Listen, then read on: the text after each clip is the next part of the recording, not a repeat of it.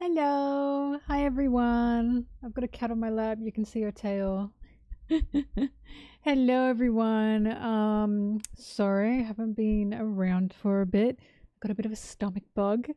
That was great. Not to be, crude, but I was shitting, so that was sure something. I wasn't feeling 100%. Been I've been shitting. I've been shitting, girl. It's not been good. Yeah, I got a bit of a icky stomach. I think it's because it's winter in Australia, so bugs, like germ bugs, are everywhere right now. So I think things are just getting passed around. So that was great. Going outside is fantastic and good fun. Um, I haven't been able to edit for the time being because, guys, remember I'm also I'm an apartment hunting as well. So a lot happening, a lot happening. Um, so I haven't been able to edit, but when I got not like when I was not feeling well, Fish Tycoon on my phone. I found out Fish Tycoon has a phone app. So if you ever see me pick up my phone and like do a bit of this, it's because my fish need attending to. It's like the stupidest side thing ever, but by God, am I enjoying my fish. Like right now, my fish are nearly all of breeding age. It snowed in Australia? Where? Do you know what state? And do you know where? Because we get snow in the mountains. We just don't get them in main cities. Maybe Perth, question mark. I think maybe. But I don't think it's like... I don't think it's normal. I don't know. I don't know either. I sure didn't hear much of it. Anyway. Stop it. Stop wagging your tail. I'm gonna put on music and I'm gonna get to work. I'm not gonna stream for too long today, probably 2-3 hours max, but I'll do as much work as I can in that time.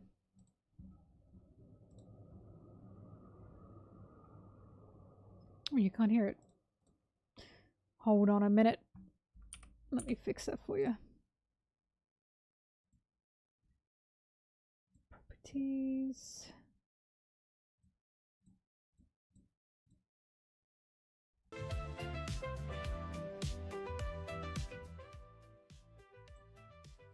Turn that down, it's a bit loud.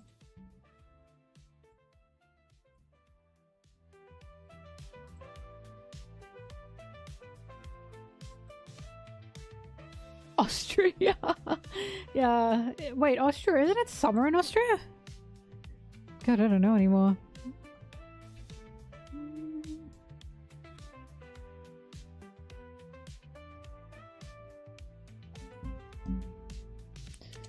Oh, Bobbing, you're not gonna like this.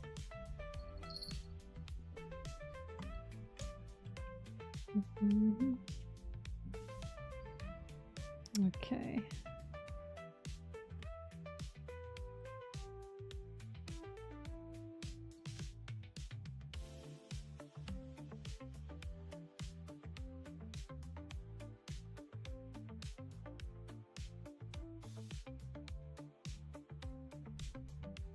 Oh my god, that looks like bobbing.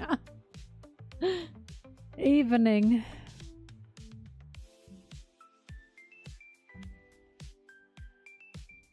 Misinformation was said to you.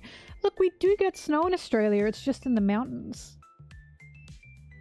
And it's just not very normal. Oh yeah, happy birthday, Buggy D Clown.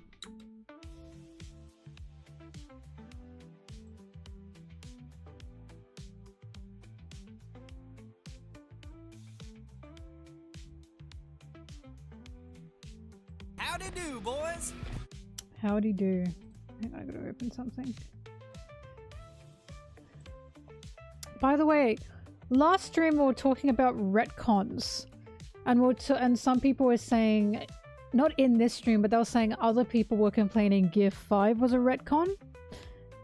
And I was like, trying to think of like famous retcons that I knew of, then I was to be like, no, Gear 5 is not a retcon because it doesn't like remove anything that we were told from the past. And I remembered one. Peggy Hill from King of the Hill.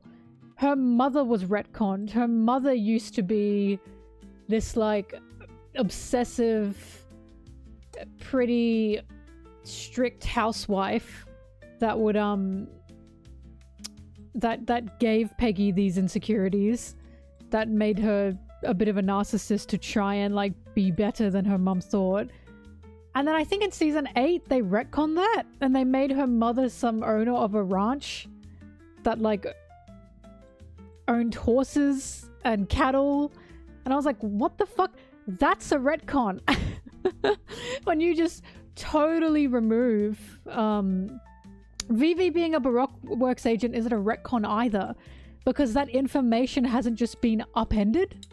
A retcon means previous information told to us is just removed. It's just gone. Like, a retcon means that previous information is totally upended.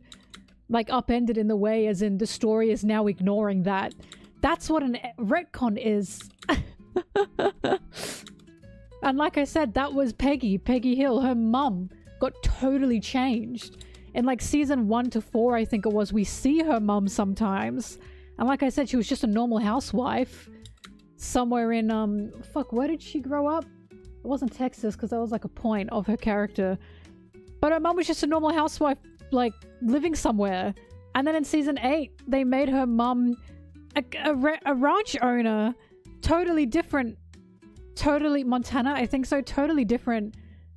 A totally different person with a totally different job and a totally different life. Like, that's not her mum anymore. That's a retcon. They totally removed her mum. What her mum used to be. Sorry, I was opening something.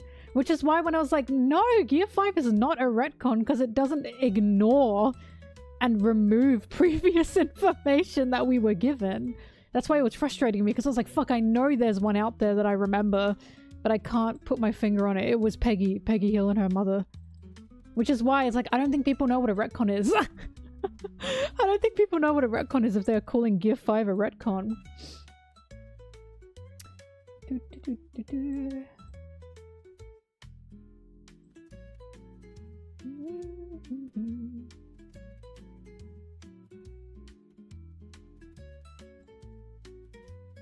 I am comfy today. But yeah, that was like, I was really frustrated trying to remember it. The reason I remembered it is because the new King of the Hill season came out. And I've been watching it. I haven't finished it. But it's good. Like, it's actually a really, really fun watch. I have laughed out loud, lolled even, multiple times watching it. I have been enjoying it.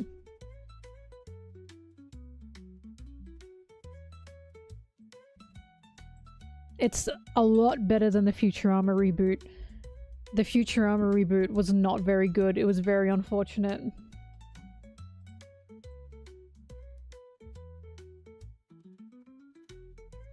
Get demonetized by Imru's powers. I don't know. Sanji? I don't know. Maybe? Just cause I'd like to see him be demonified.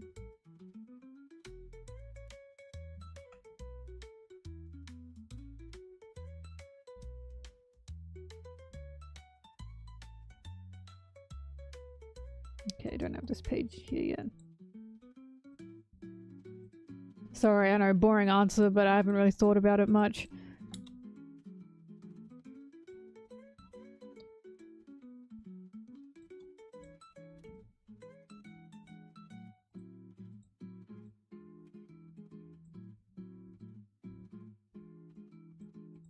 I mean, he's already drawn sexy demon Robin.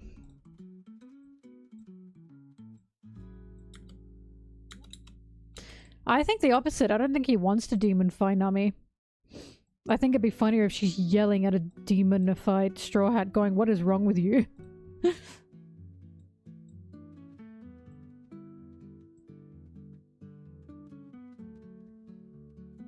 Something bad always fucking happens to Sanji, that's why. Something bad always happens to Sanji. Bro, 2 arcs, 3 arcs actually in a row. He's just been struggling, man. Mind you, and Dressrosa as well, remember? He nearly got fucking chopped by Doflamingo. That was crazy. Oh.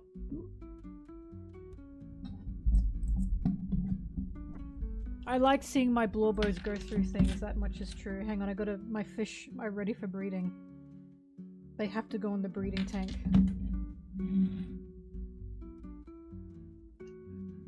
Hello Justin, welcome back. It's been a while.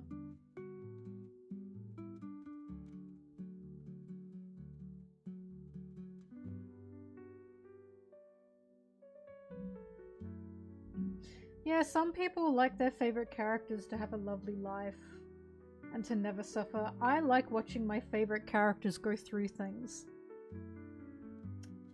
And maybe, I don't know, that's not even a privileged take, because I was gonna be like, because I luckily have not exactly had like the most insane amount of strife through my life.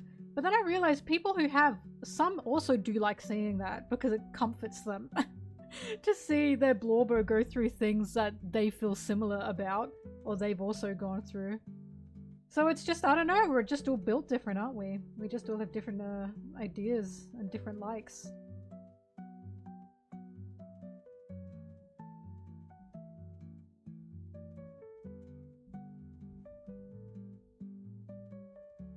I mean, I still like a happy ending though. Like, I don't want Sanji to suffer and suffer and suffer and then get nothing, you know what I mean? I still want him to have happiness.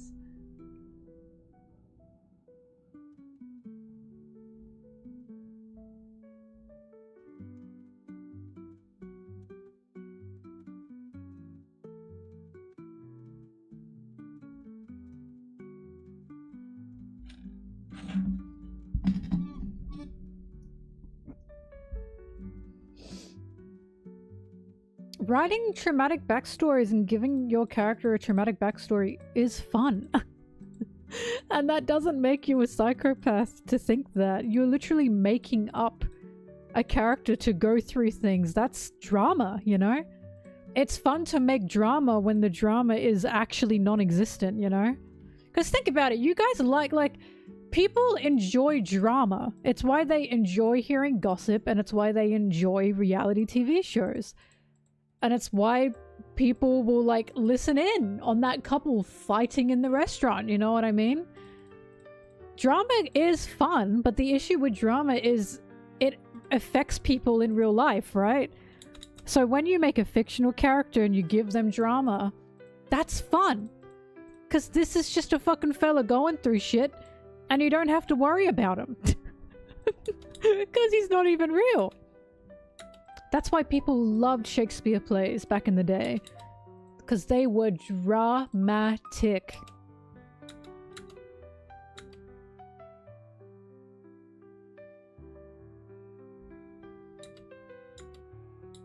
I'm not looking to sentence anyone to 1,000 years of mediocrity. Mediocrity. I don't believe so, Justin, no. Bye, Justin Omokuro. No, I agree. Watching Luffy suffer in Marineford was good feeling. My emotions, like, you know, good for mind and heart to watch Luffy go through things.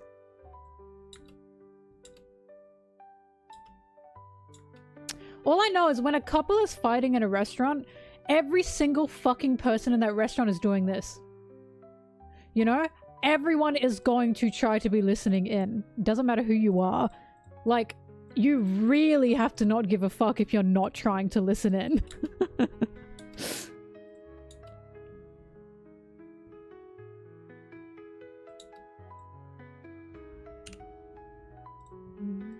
This music makes me feel so classy. I feel like I need like a scotch in hand.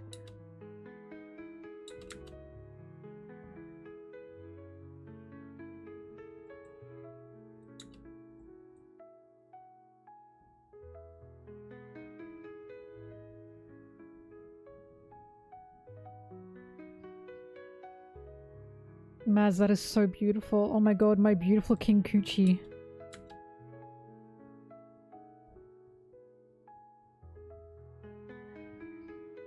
You get angry when you hear other conversations.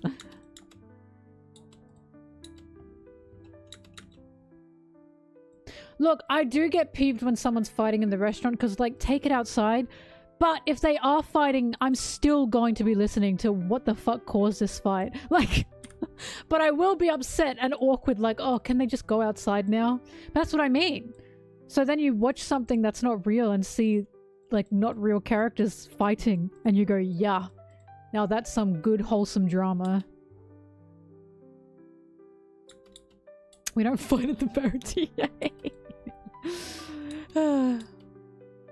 Actually, that's the funniest part. The Baratie was literally dinner and a show. I've told you guys this, right? They literally say that the customers not only come to the Baratie for the food, but to watch the chefs fight people. They literally go there for dinner and drama. And you know what? Fair. Because the Baratie has not representation. Oh my god. It has a, my words are blanking on me. Is known to be a fighting restaurant. Reputation, thank you. Fucking hell. Do we have a Waffle House equivalent where drunk people eat at 12 AM and get into fights? Probably McDonald's, honestly. Professional One Piece video essayist, and she can't remember the word reputation. God. I blame my guts. Okay, I blame my stomach bug.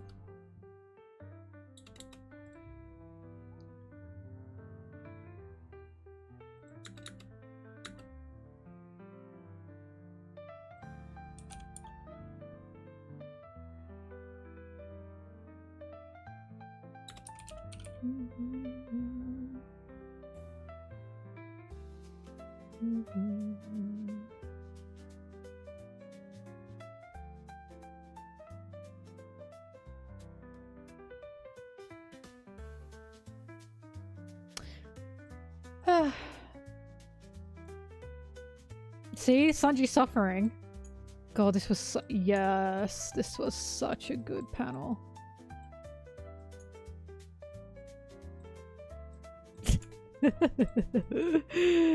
I fuck with it. Sorry, I'm looking for when Doffy's like, I've gone through all the hardships ever in the world. And it's just, he couldn't own slaves anymore. Here it is. Oh my god, icon. Icon. What's that thing? Doffy would be a fucking phenomenal drag queen if he weren't a horrible fucking person.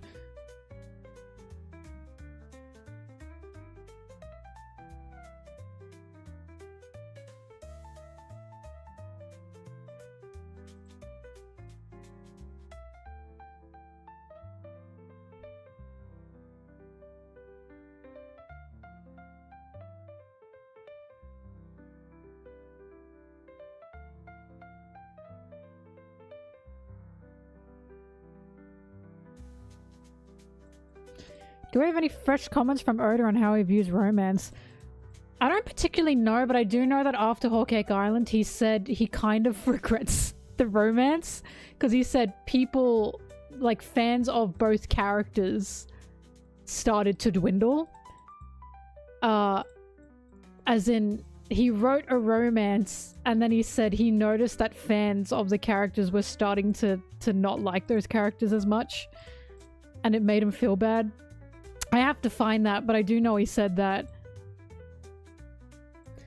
Like, I think Whole Cake Island, he was trying to make a fairy tale setting, you know, because a fairy tale includes romance.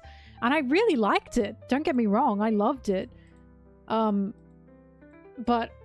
I guess, I don't know if he regrets it per se, but he clearly is frustrated that people started like not enjoying the characters as much because of it.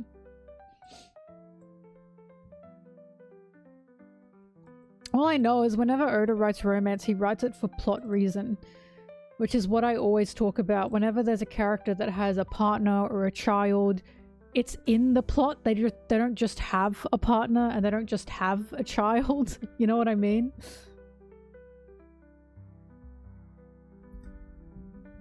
Like even Gaban with his wife and his child, the reason he has a wife and a child is because we're seeing the future generations of Elbaf. and we're seeing Gabon being more of a forward thinker, I suppose. Like, how do I say this?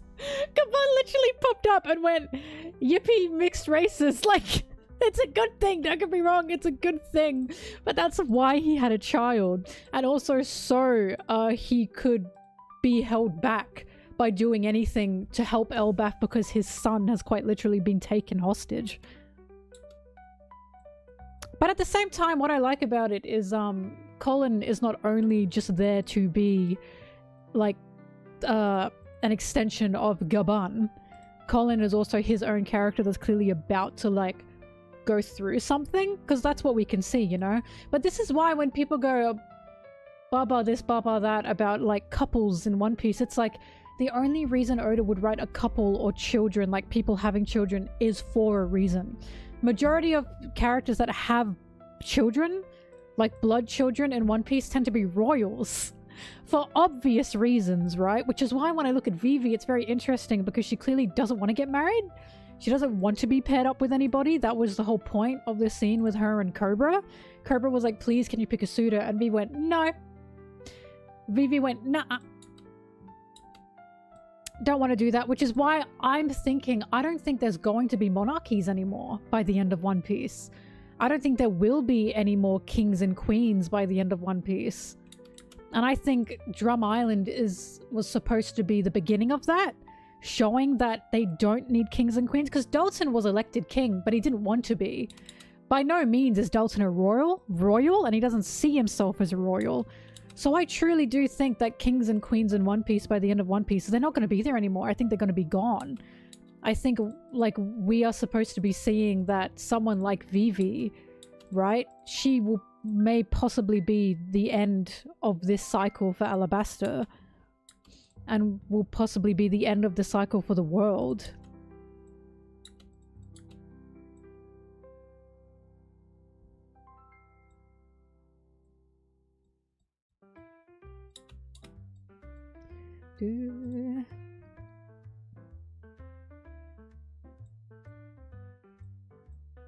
I can see Amazon Lily not having an Empress at the end, yes.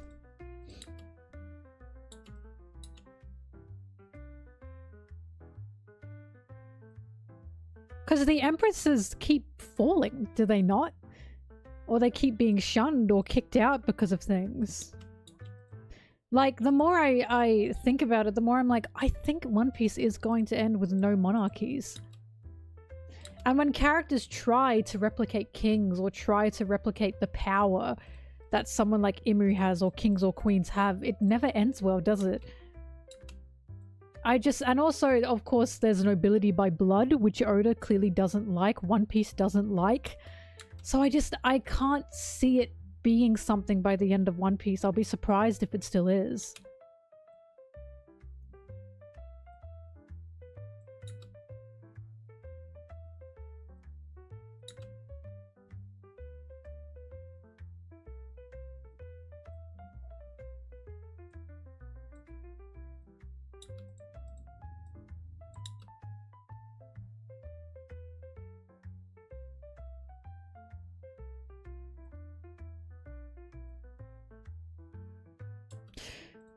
But yeah, when it comes to One Piece, like, couples and children are not written just to be written. Because I remember looking at Rayleigh and Shaki, and I was like, why are they together? There has to be a reason for this. And then it's because Shaki is one of the fucking former empresses of Amazon Lily. And that's why they managed to help Boa together. And that's why Rayleigh's allowed on Amazon Lily. And it's like, ah, that makes sense. Like, every time someone in One Piece has a partner, you gotta ask why? And that's why characters like Kaido don't have a partner, or Big Mom doesn't have a partner, because there's nothing significant to say about their partner, because their partner must also be part of the story, yes?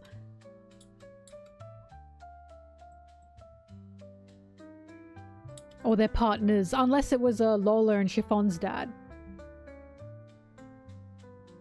But he was, of course, significant to the story.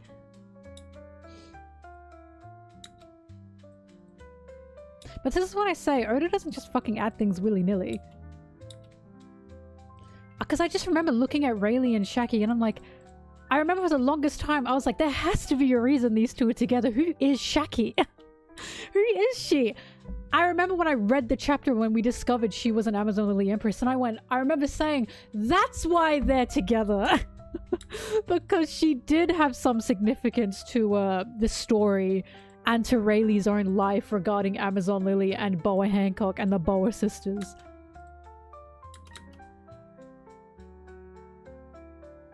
Which is also why I'm looking at Rouge.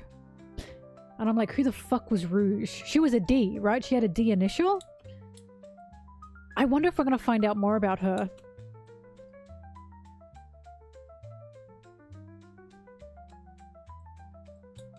But yeah, that's why there's also tons and tons and tons of characters in One Piece who do not have partners or couples.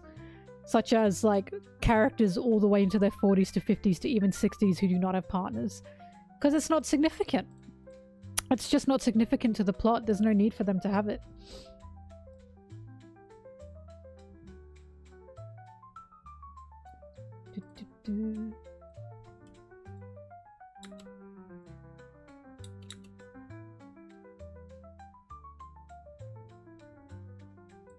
I mean, I don't think romance should be a side quest per se, but I was talking about this. One of the reasons I like One Piece is because it's not about to find a happiness and to live a good life, you need a romantic partner. Because I really don't think people understand how ridiculously, like, push that is in our world. That for happiness, to find happiness and to not die alone, you need a romantic partner. And then by doing that, we sideline different dynamics, like friendship dynamics, you know? Which is so frustrating because it's like a lot of people are very happy with their friend groups. Or when someone does get a romantic partner, they suddenly put their romantic partner first and put the friends that they've had for a very long time to the side. And that is just as bad to me because it's like, I luckily have friends who haven't done that for me. Like, I have friends who have romantic partners, but they treat me all the same. But it's like, why is romantic relationships the things that we put on top of everything? I just don't quite get it. And that's something that makes One Piece super important to me.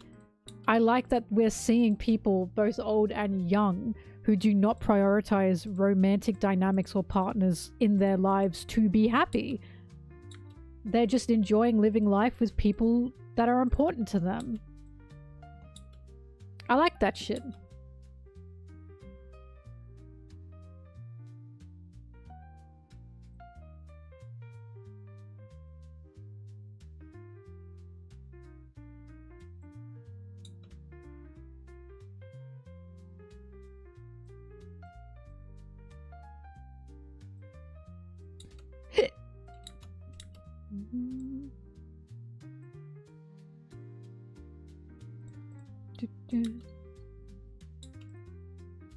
By the way, you guys know the what's the saying? You have to like love yourself before you like love someone else or some shit. What's the saying? It's like you have, it's something like you just have to like respect yourself or love yourself before loving someone else. That saying pisses me the fuck off. And the reason that saying pisses me off is because people get it wrong. Like the way they interpret it, they get it wrong, or the way it's shown, they get it wrong. And it's like basically, if you don't love yourself, right? Oh, how can you love someone else? That's not what it means. It means if you don't love yourself, you can't see how someone else could take advantage of you. That's what it's supposed to mean. It's not meant to be for the benefit of the other person. It's meant to be for your benefit. That if you don't see a worth in yourself, you're not going to see someone taking advantage of you, which is why it's so important to care about yourself first and foremost before getting into a relationship. I hate the way people use it. I hate the way people use that quote because they use it in such a wrong way. And it's like it's meant to be for your benefit, not because, oh, think of the other person. No. If you get in a romantic relationship or any dynamic, mind you, you're allowed to lean on people. It's just the issue is if you don't see yourself for something valuable, you're gonna get used by someone who knows you don't see yourself for something valuable. You gotta love yourself. It's hard, guys, I know. I just hate the way people use that phrase. I hate it. I hate the way they misconstrue it.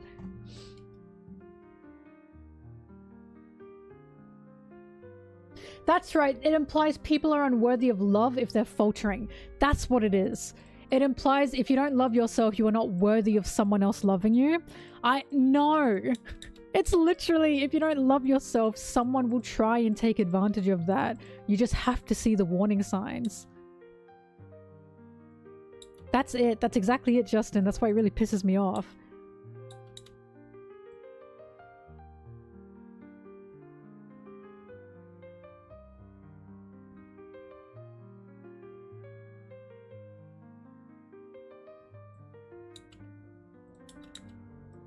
Hello. Sorry, I saw something about that recently, that saying, and it like irked me.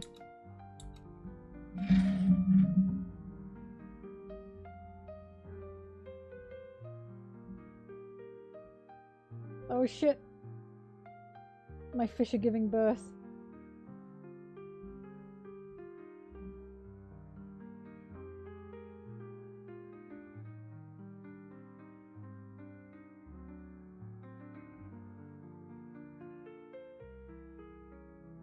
Thank you, it's a big day for me and my fish.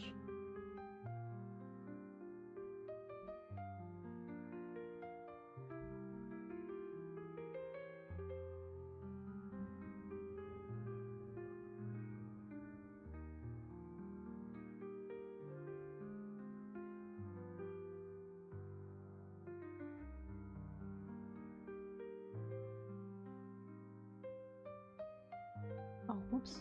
I was looking at my fish tanks, like, what the hell are these fellas? That was a different tank.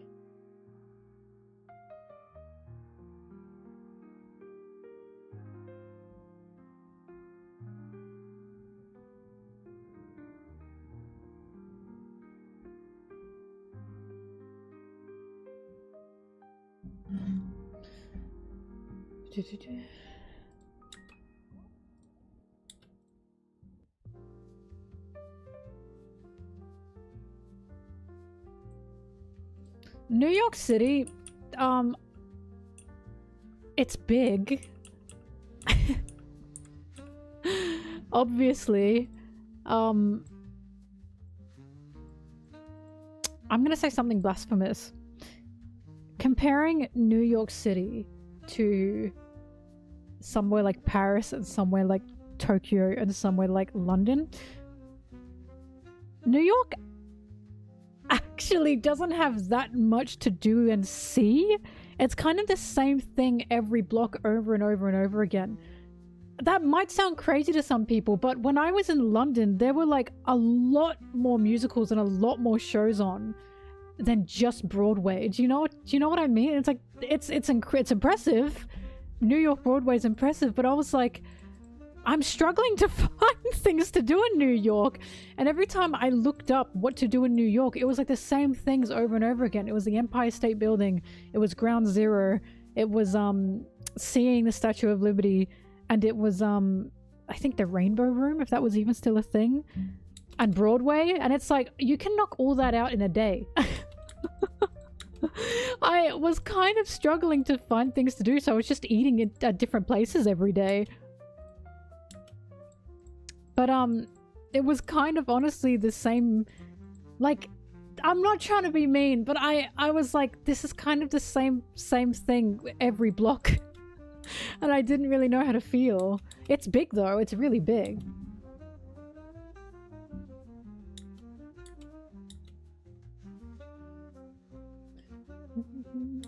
In saying that, there's fucking shit all to do in Melbourne, okay? However, obviously the food in New York was better than the food in London by a long shot, but the food was not as good in New York as it was in Tokyo or Paris. Not at all. And and the food in Australia is really fucking good. Like, I feel super fortunate because the food in Australia is really delicious, especially in Melbourne. And I was getting like different things to eat in New York, and I was like, it's okay, but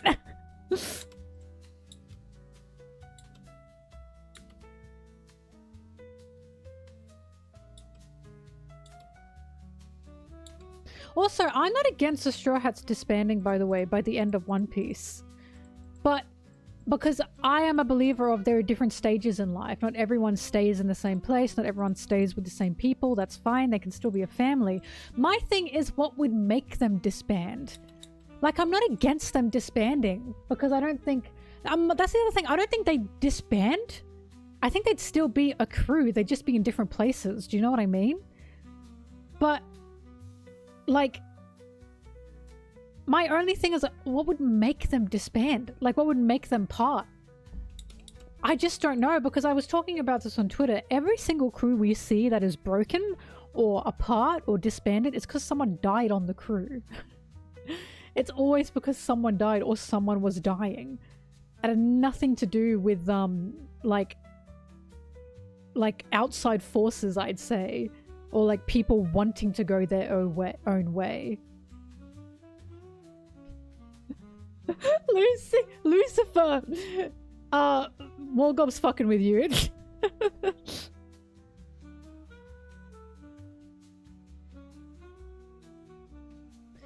I've said this before. I used to think Luffy was going to die by the end of One Piece because, haha, Roger died. I've fallen into the fucking trap. And by that, I mean... I've realized this. I fall into the trap where I'm paralleling the Roger Pirates and the Straw Hats 1-to-1. And we should not be fucking doing that because it's the new generation and the old generation. And I talked about this. Yes, the Straw Hats have some similarities with the Roger Pirates, but they're not them, are they? There's still different influences in the Straw Hats as well, not just the Roger Pirates. And they're still their own people. I used to also think that Luffy would die by the end of One Piece, but then I thought about, because there's foreshadowing too, but then I thought about, and I thought about Gear 5, and I thought about Joy Boy, and I was like, if anything, foreshadowing aside, like foreshadowing included, if anything, Luffy would turn into the camera and say, metaphorically, foreshadowing be damned, I'm not dying here. I choose where I die and when I die. Do you know what I mean? I think that would be the most insane fucking thing to happen. For Luffy to say, no, I'm not dying. I decide that. You know what I mean? I'm not gonna die. Like, because Wano changed my whole mindset. Because it looked like what was gonna happen was Luffy was gonna go down and out. A lot of people thought the raid would fail, right? Luffy died for a second. But he got back up and unleashed Joy Boy. That's how much he refuses to fucking die. He refuses to die. Which is why it's like, I don't think he's gonna die now. I just don't think he's gonna die. And a lot of people are bringing up now, there's an indication and an idea that by the end of One Piece, there'll be a whole new world. The end of One Piece is going to have a whole new globe. So if anything, I can see One Piece ending with, we have a new sea to sail. Luffy, as the Pirate King with his crew, has a new sea to sail. And I can see it ending like that. Instead of the crew disparts and disbands. Because if Luffy, or... because I talked about this, there's this idea that if the crew, like, disbanded, someone else will have to get their dreams, like, come true. Like Nami, right? People are like, well, Nami still has to plot out the whole world. And there's this idea that people have where it's like, well, if Nami has to plot out the whole world, only 2 people are going with her. And they think that's like Luffy and, I don't know, fucking Zoro or something. They think Luffy, Zoro, and Nami will just stay together and plot out the whole world. And I'm like, why the fuck would that happen? Why would not the whole crew go with her? Why would someone like Frankie be like, oh, Nami, you still gotta map out the world? Okay, have fun with that on your own without a ship. Bye. Like... why would they do that? The whole point is they'd be together. Why would Luffy leave Sanji? Why would Sanji leave Luffy and Nami? Why would Zoro leave Luffy, Sanji, Nami? Why would Frankie leave Luffy, Sanji, Nami, Zoro? Why would Usopp leave blah blah blah blah? Why would any of them leave each other if they're still sailing? Like, it just doesn't make sense. I don't think any of them would leave each other. I think they do want to sail with each other for as long as they possibly can. I think the only reason Nami would settle is to help poor kids. Is to help kids who have been abandoned. Because that's what her mother did.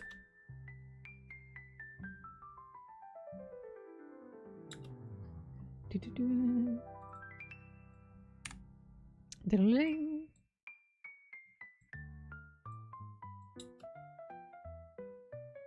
But yeah, I'm not against them disbanding. They just need a hell of a fucking good reason to disband. Because they are each other's family. It's quite clear that they are each other's family.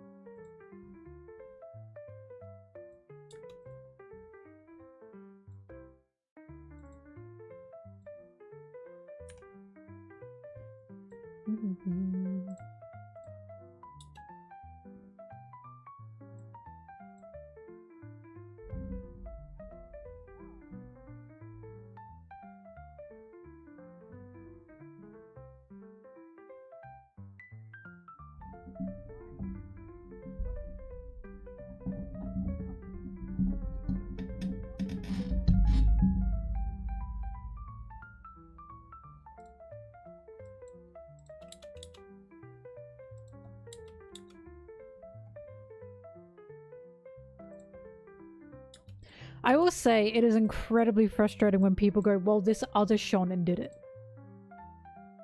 So One Piece will do it too. And it's like, why the fuck are we comparing? Like, why are we doing that? I don't understand. I'm not gonna look outside of One Piece and go, well, that shonen did it. Naruto did it. So I guess One Piece is gonna do it. Why the fuck are we doing that? Like, I don't understand why we're doing that.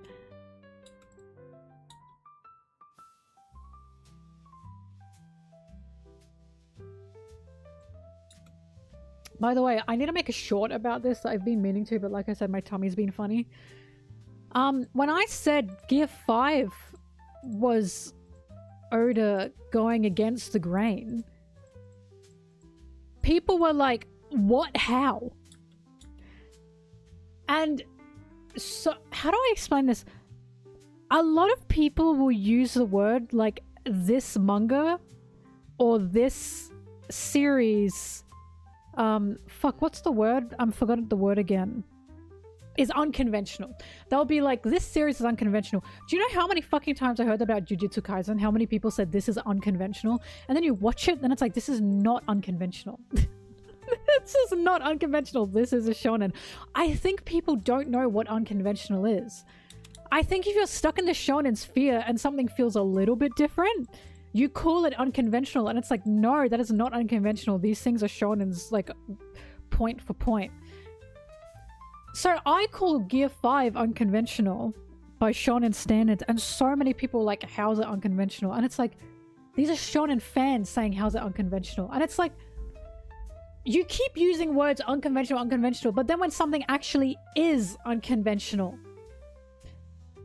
you don't see it. Like, it was so frustrating. And it's like, the author himself said, shonen these days has to be serious. It has to be serious, and it has to be normal, right? Not normal, but it has to be serious, and it has to be straightforward, you know? And it has to get more serious. And the reason we know this is because Oda fucking said it. He said, people are expecting shonen to get more and more serious. And he said, I don't like that. And then he even said when he made Gear 5, he knew people wouldn't like it. And he didn't care. Because he knows it's unconventional for a shonen to have something like Gear 5. And what I'm going to be saying in my short when I eventually make it is, if you compare Gear 5 to multiple different final forms and different shonen, not even modern day, by the way, this also happens in classic shonen like Dragon Ball. What happens in those final forms? They lose their smile. They tend to lose their smile. Like, I have it written down. If you look up Goku's Ultra Instinct, the most you will get is like a cocky smirk, but most of it is serious face, flat face, right? Or if you look up Naruto's fucking, what's it called? Kurama Link Mode or something? It's serious. If you look up Ichigo's final form, it's edgy, it's serious. Gon's final form, it's serious, right? Fucking Eren, I don't even have to say that. Eren, by the way, Attack on Titan is a shonen. Look at his fucking final form, the edgiest shit out there, right? Deku doesn't have a final form technically, but he's got Vigilante Deku, which is like the edgiest shit ever. Yuji had whatever the final fight was going on, the super duper serious. And then you look up Gear 5, right? And you look up Luffy's final form, and it's nothing but joy. It's literally Joy Boy, you know? He's smiling all the time. He's having fun all the time. That is unconventional. That Luffy is actually smiling with whimsy and he's actually enjoying. A lot of final forms tend to be pain. They tend to be pain and they tend to be a type of suffering, right? Gear 5 is not. Gear 5 is pure joy. That's Luffy's power. And we know it's unconventional because when Gear 5 happened, tons of people were like, ew, what is this? Like, the collective, this is ironic, amnesia that people have when it comes to, like, One Piece is insane. Because when Gear 5 first happened, tons of fucking shonen bros were yelling about it. They were upset about it. They still say to this day, it removes tension. And it's like, you're looking at me and you're telling me Gear 5 is not unconventional. It's unconventional. The author himself knows it's unconventional. How the fuck are you going to look at me and tell me it's not unconventional? It's just ridiculous. We have the author himself saying, yeah, people were not going to like it because it doesn't follow the shonen grain. But whatever. Bobbing, what are you doing? Ah! Don't look at that.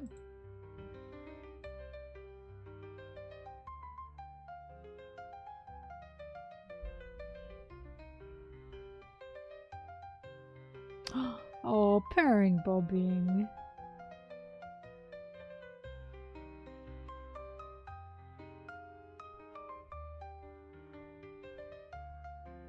But as I always say, one of the reasons I like One Piece is because it felt different.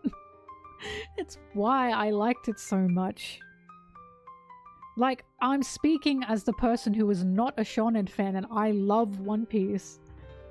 As I always say, that's how you know something different is happening here. And I remember when Gear 5 first happened, I was like, is Gear 5 rebellious? Is Gear 5 Oda as an author being rebellious against current shonen tropes? And then, yeah, it was. He quite literally said that's what it was, that he did not want Luffy to lose his whimsy like other shonen have happen to their protagonists. They make their protagonists lose whimsy within the power-ups, and he didn't want that to happen.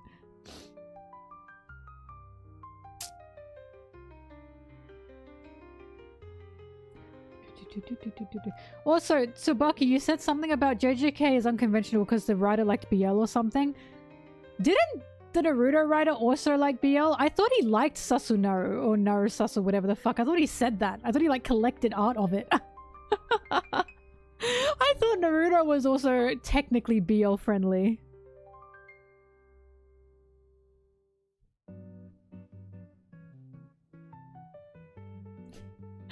Oh, you are so cute!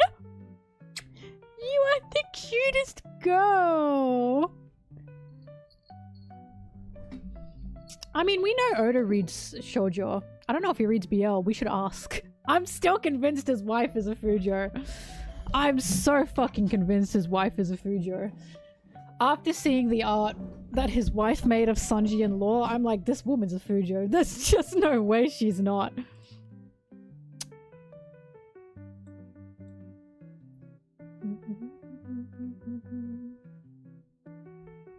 No, Sarang, I don't think we're gonna have a god of destruction. I think Gear 5 and Joy Boy is what you make of it. I think the reason a lot of Elbaf giants think Gear 5 is a god of destruction is because of history being misconstrued. Like, you look at Luffy from the outside and you don't know him, and you look at him going from island to island, quite literally taking down, like, what we know are tyrants, but the world doesn't really know are tyrants. he looks like he's destructive, doesn't he? Like, you look at Luffy taking down the Enies lobby base, for example, that's destruction. People would see Luffy as a god of destruction, but we know he's not. It's just the way history twists it.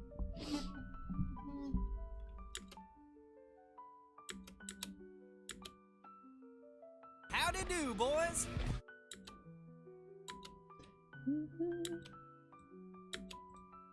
I mean, Whole Cake Island was Oda's shoujo arc. It's just so clear.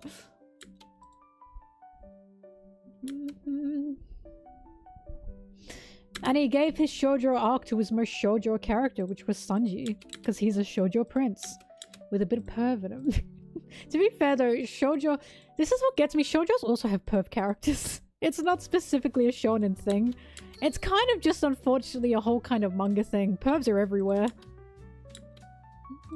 Like, Ouran High School Host Club was written by a woman. There were pervs in there. There were perverts in there.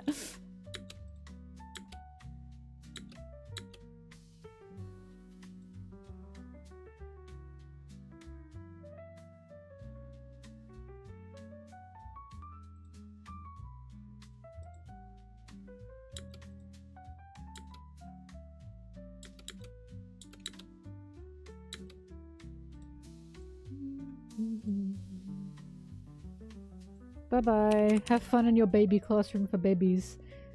Goo goo gaga.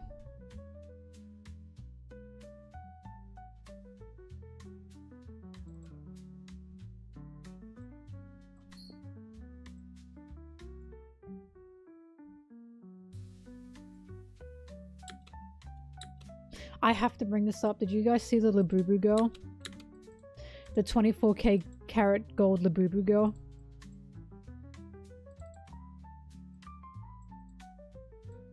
As in, have you seen recent events? Please. Hang on, I gotta let Blueberry out. I know you hate it when I scream. You hate when I scream.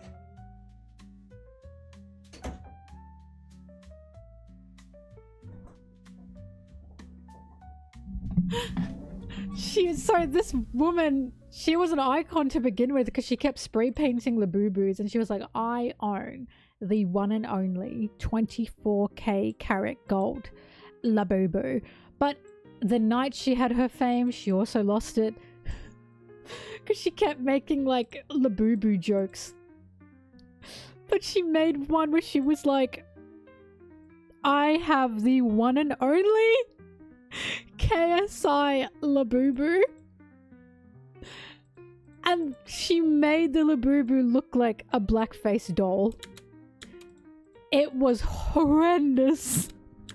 And she was like, I didn't mean it like that. And it's like, girl, the fact that you made that and didn't even think about what you were doing is kind of a problem.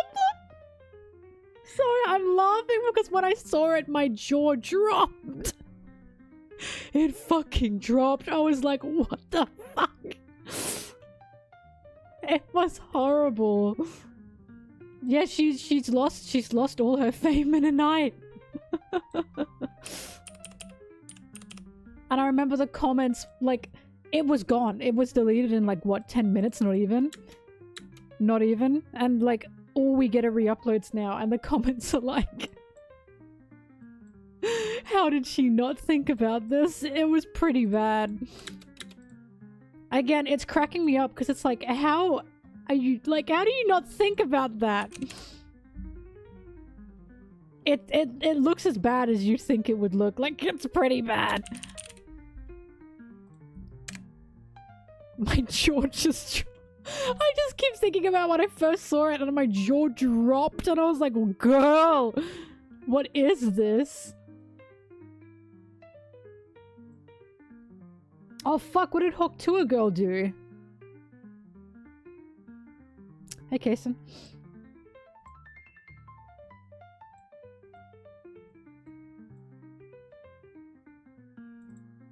I fucking love this. I love this one.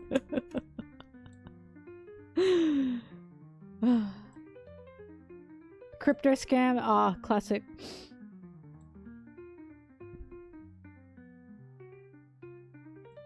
That's his purse.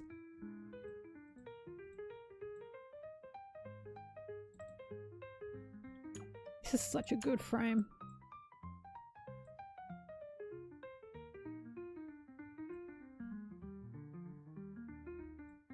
Actually, I'm taking this.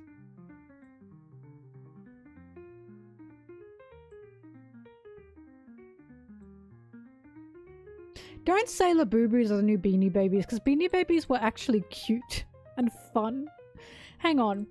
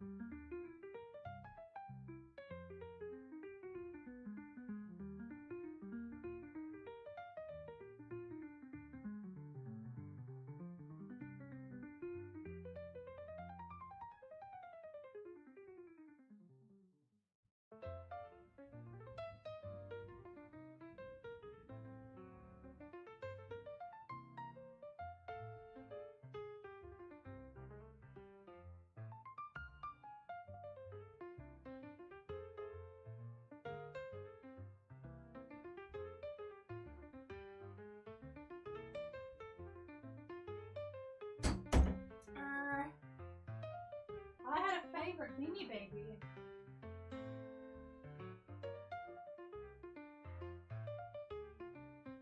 Oh my god. It's being misplaced.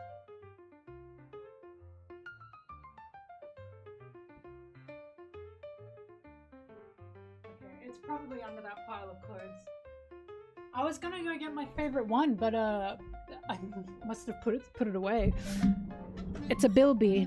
It's an Easter Bilby Beanie Baby. Beanie Babies are actually fun and cute and imaginative. But Labubis are just the same thing over and over and over again with different colors.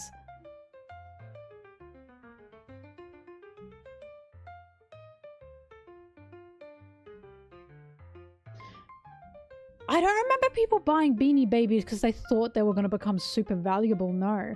But at the same time, I was just a kid that liked Beanie Babies. So, what do I know about the fucking market?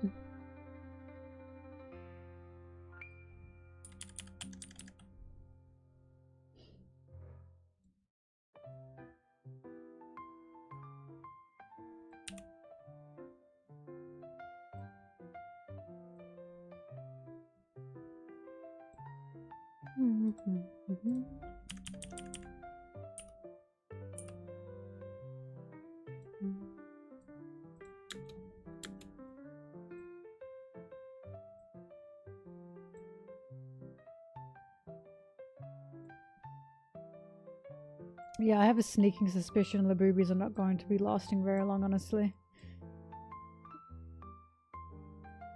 They're definitely a fad.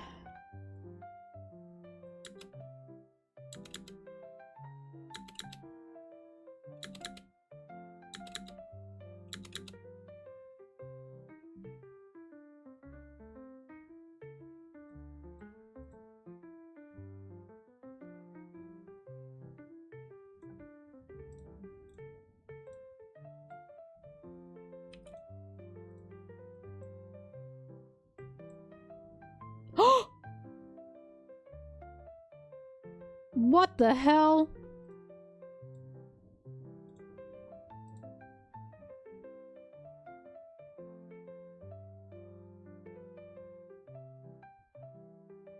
Trolls?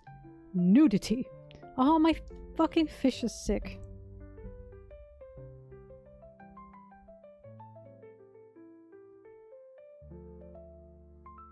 Fish no longer sick. I think I saved.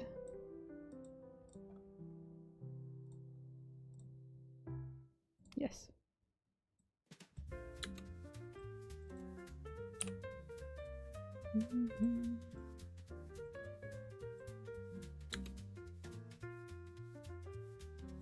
Yep.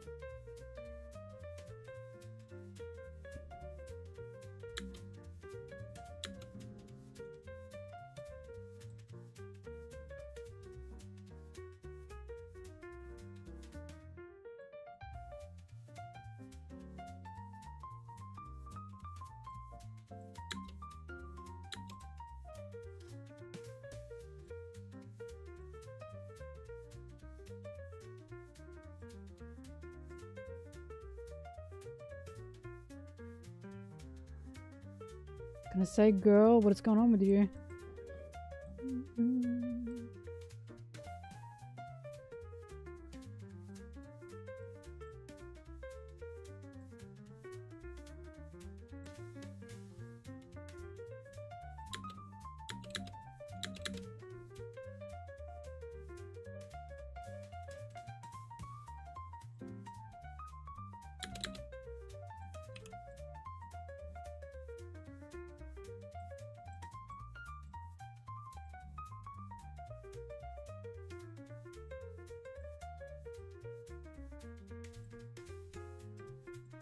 Howdy do, boys. Howdy do.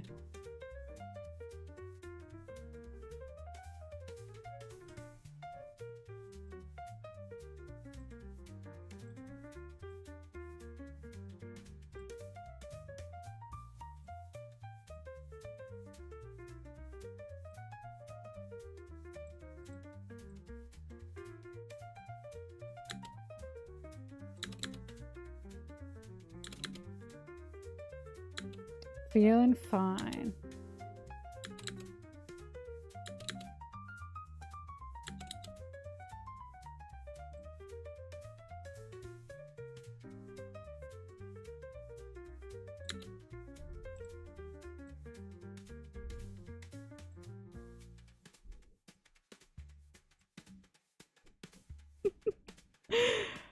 Where are the slaves, Papa?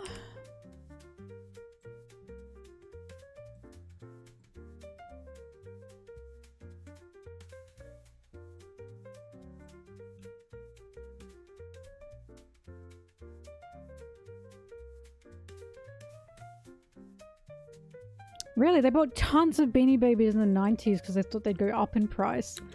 I had no idea that was a thing people were doing. I was just a kid in the 2000s enjoying my Beanie Babies.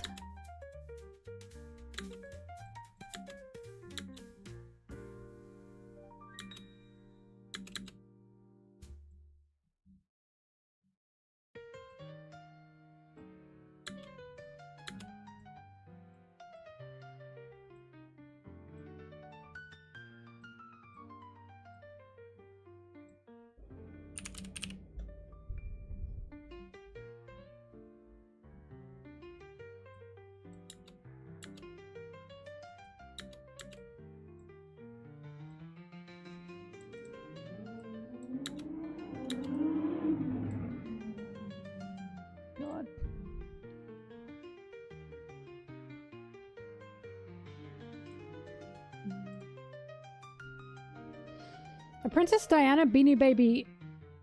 Oh, popular after her death. I was like, did they make it because she died? What the fuck? I'm gonna check in my fish.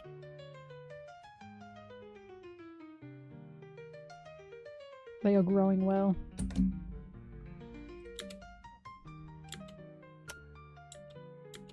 Oh, thank you. Love for videos and Sanji. Thank you.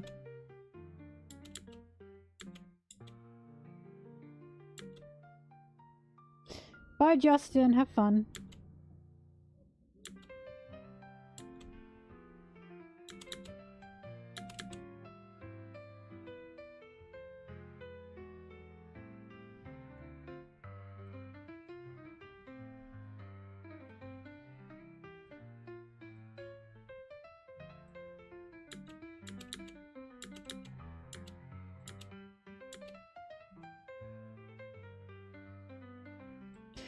I stopped the watch-alongs for the anime because, I can't keep up.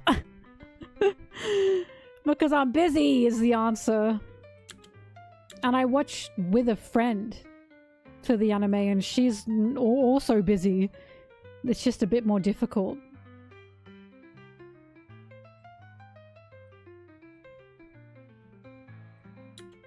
I keep thinking about someone that thought I stopped the watch-alongs because Garp was there.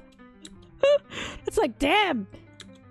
I don't hate him that much, chill.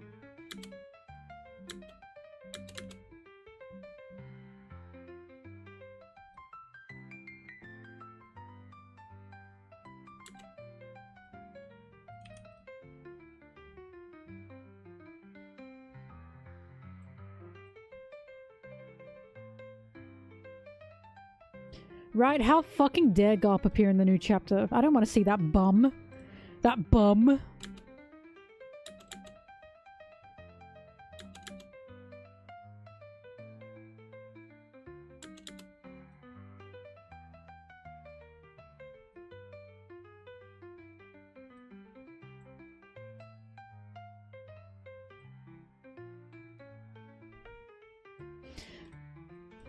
Oh no, I like Garp. I like what he is. I just hate the way people fucking defend him.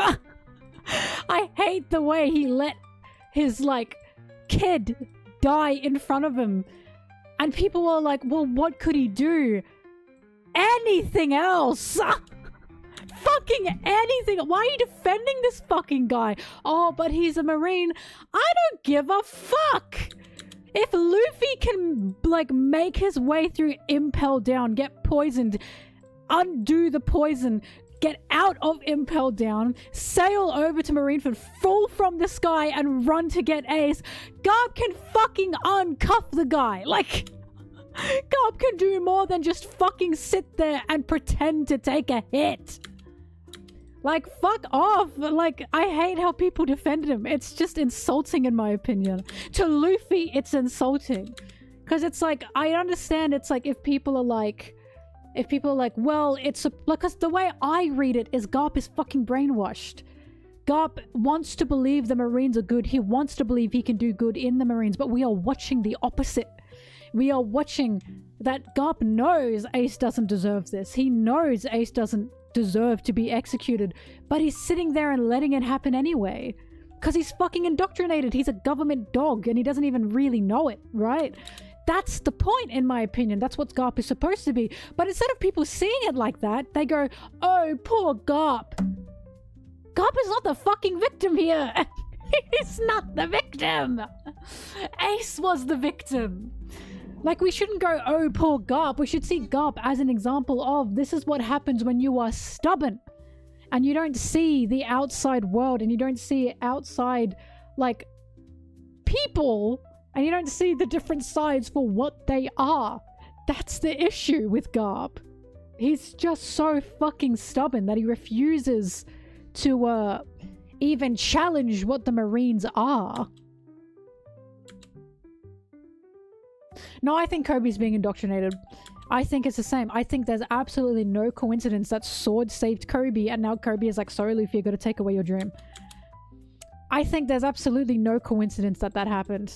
Kobe has been saved by the fucking military as a military man. And he's like, all right, time for the military to own the One Piece, which is fucking crazy, by the way. Right, Ace died and people felt sorry for Garp. I'm sorry. Dadan literally punched the shit out of Garp and said, what the fuck is wrong with you? And even when Makino tried to defend Garp, Dadan said, I don't give a fuck about Garp. I give a fuck about Luffy, who is suffering more than this old fucking guy is. I nearly said old C word. And that's the point. I truly think Dadan was there to tell us we should not be feeling sorry for Garp. We should be questioning why he's this stubborn to this extent.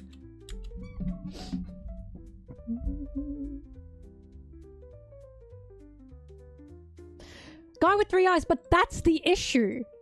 Oh, he's the hero of Marines. He fears being recorded. What he is doing is actively helping get this kid that he raised killed. I don't give a fuck if people were watching. I don't give a fuck if there was recording. There was a right thing that needed to happen there and Garp didn't do it. Like, Garp prioritized the Marines and Marine perception over helping a kid that he raised live. Like, that's the issue. Which is why it's like, I see why Garp is like, oh, but Garp's chains are his fucking own. I hate when people try and make Garp the victim, because he's fucking not. He's not the victim. He's perpetuating this. He's one of the reasons why Ace got fucking executed. He's part of the system. It's just like, what? Like, why am I looking at Garp's crocodile tears and going, oh, poor Garp? I'm not. I don't give a fuck about that old man. I felt a lot worse for Whitebeard than Garp, that's for sure. I felt a lot worse for Luffy. I felt a lot worse for Dadan. Again, I look at how Dadan was beating up Garp and saying to Makino, to us, why the fuck should I care about how Garp feels? Think about Luffy. Think about Ace. To me, that is as obvious as it can be, that we are being told we should not give a fuck about Garp. He made his bed and he's laying in it. The whole point of Ace is he was born into this. He was literally born into a system that hated him before he was even born. They tried to kill him before he was even born. That's how much they fucking hated him. And people have the goal to be like, well, Ace didn't do himself any favors. Ace fucking said to Garp, you know, if I was in the Marines, they would have killed me anyway. Because Ace knew that Garp was too stubborn to really, really respect that and to really see that. Ace knew Garp was way too stubborn to admit that.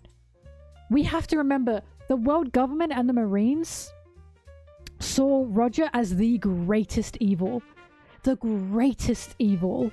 They wanted that boy dead just because he was Roger's blood. Why the fuck would they keep him alive even in the Marines? Of course they'd kill him. Of course they'd kill Ace no matter what, because he's seen as Roger's blood. There's no reform. The way the Marines work is there's no reform here. That's why Smoker's so special. Because Smoker does believe in a type of reform. He does believe in it. Just because you have this blood or you have this piracy history doesn't mean you can't do good. That's the point, right? So it's like when people go, but, I'll say this, I've said it before and I'll say it again. It is not protection and it is not like true care if you are saying to someone, you have to abide by these rules and go in this box if you want me to protect you. That was Garp's like exchange with Ace. Because people say, well, if Ace were a Marine, Garp could have defended him. Why the fuck couldn't Garp defend him anyways? Why did Ace have to go into a system that wants him dead, that hates him for who he is, that makes him forced to hide himself just for a chance of Garp possibly protecting him? Why? If Garp truly fucking cared for that boy and he didn't put the Marines over Ace, he would have protected Ace no matter fucking what. That's the point. Garp is fucking brainwashed. That's the awful part of it. Like, I'm never seeing Garp as a victim here, I'm sorry. Yet not even being a pirate. I really think people forget they were trying to kill Ace in the fucking womb.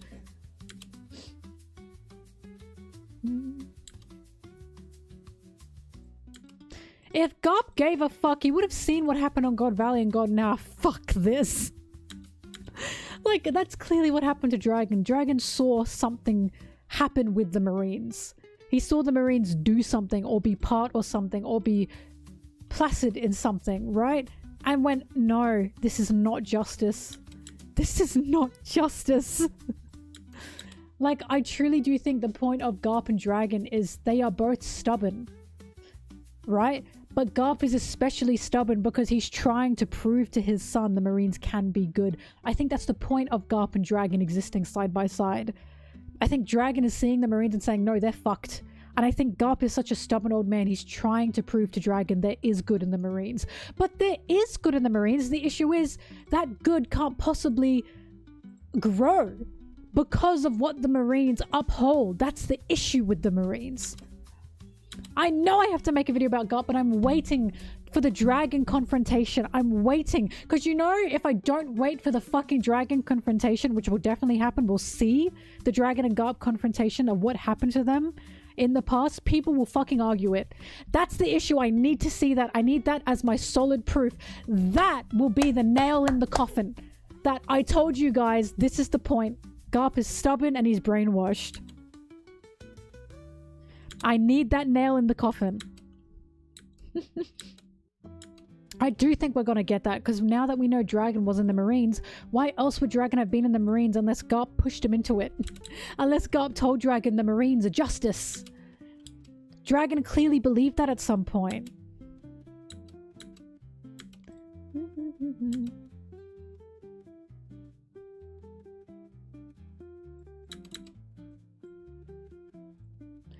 Anyway, yeah, I don't fuck with Garp. Like, I like Garp as a character. I think he's a fantastic character. I just hate the way people fucking defend him. I hate the way they make him the victim in Marineford, and it's like, you guys are insane if you think I'm going to care for this stupid fucking brainwashed dog marine old man over Ace and Luffy and Whitebeard and Dadan. It's not happening, man. It's not happening.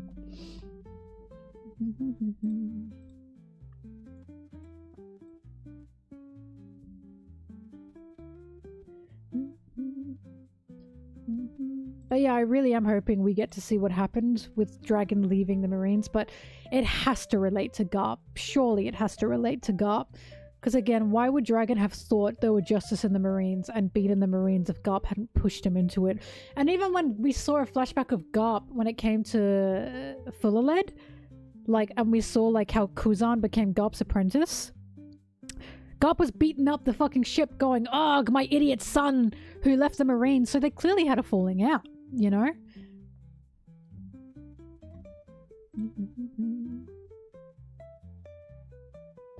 But that's what gets me. Kuzan literally said to Garp, how funny. Everyone who like seems to be your apprentice or was your apprentice has turned against you. Kuzan's making a point there. Kuzan is trying to say to Garp, someone's in the wrong here, and you're the one with the record of your apprentices leaving you. Like, he has a fucking point.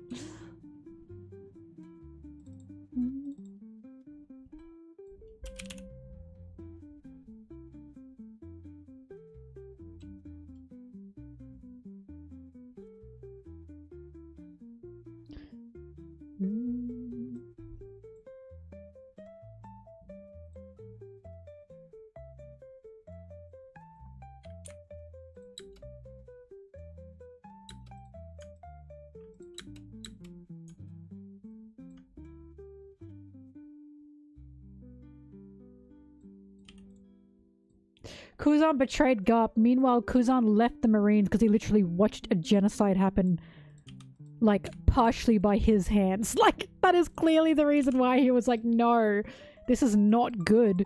And that's why he didn't agree with Akainu. He betrayed the Marines. Motherfucker! He was part of a genocide on the side of the genociders. And you think he betrayed Garp? I don't think so. I don't think so.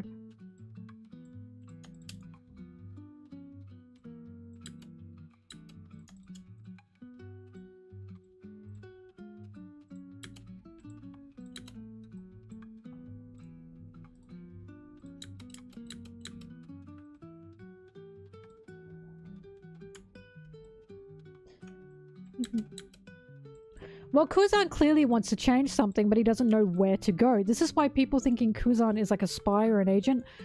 I think that would make Kuzan not make sense.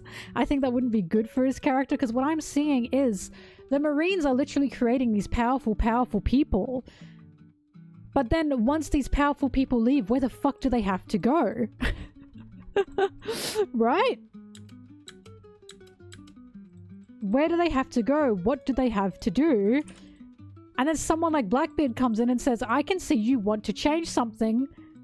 We don't have to like each other. You just got to work with me. Like, the Marines have created Kuzan. And in that sense, they've also created piracy as well. That's the point.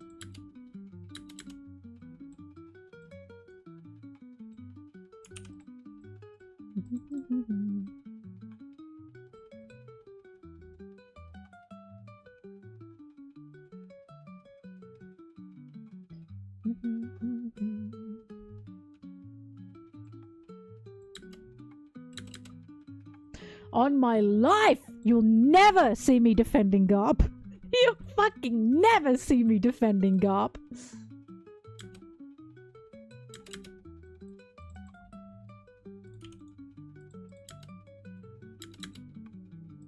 God, that's gross.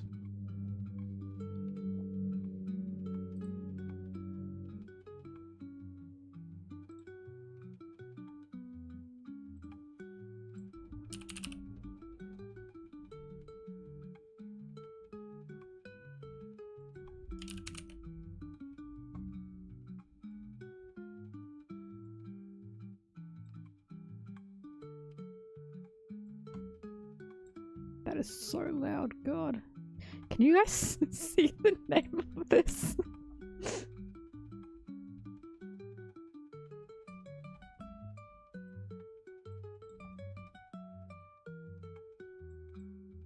I think we will get the God Valley incident. I think we will get it because now that we know Imu can flip people, I'm not sure why, because I honestly do have a suspicion that Rox was flipped. So it's like, now that we know that, what's left to hide, I suppose, but I guess we'll find out.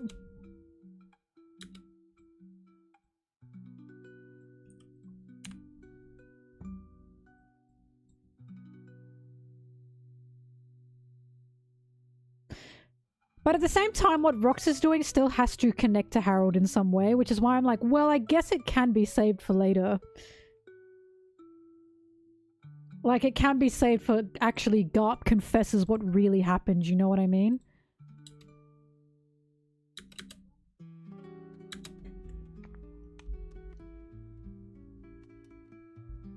Well, every time we still have Rox, like, being talked about, Harold is still part of it. He's still talked about. We have to remember, even though we're getting Rox, the reason we're being introduced to Rox is because he was a friend of Harold's. And because he was an inspiration to Loki. Yeah, I don't think we'll get all of it, but at the same time, I wouldn't put it aside, I suppose.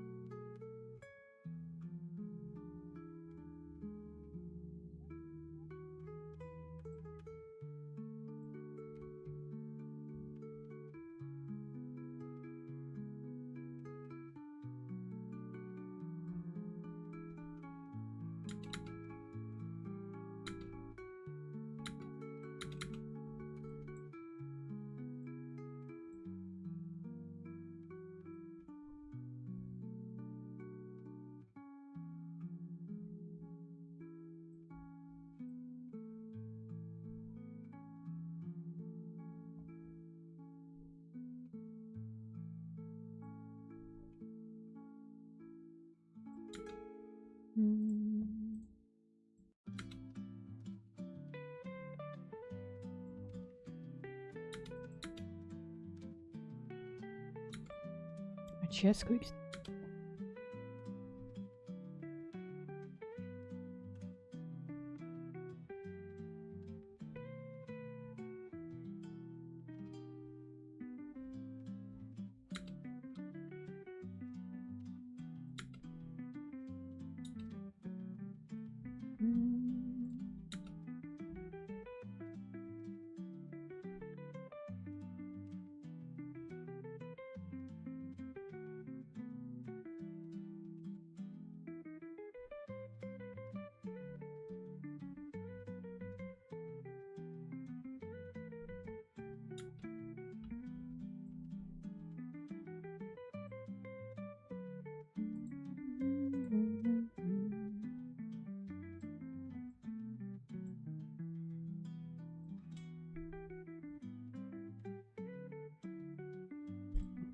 It's just Garp talks shit about the celestial dragons, but then he's in a system that prioritizes them.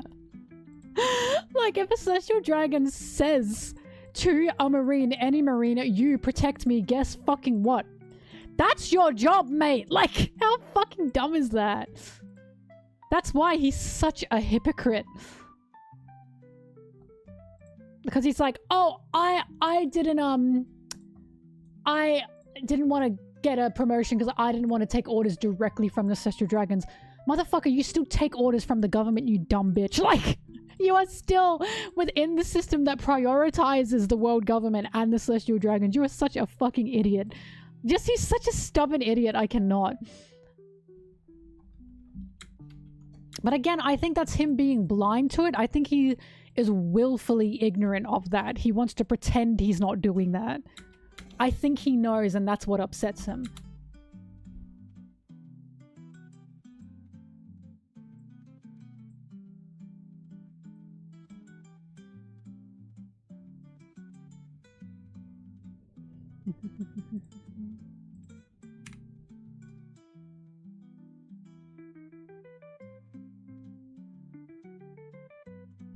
Oh, he's in sword. That means he's good. Guys, I can't anymore.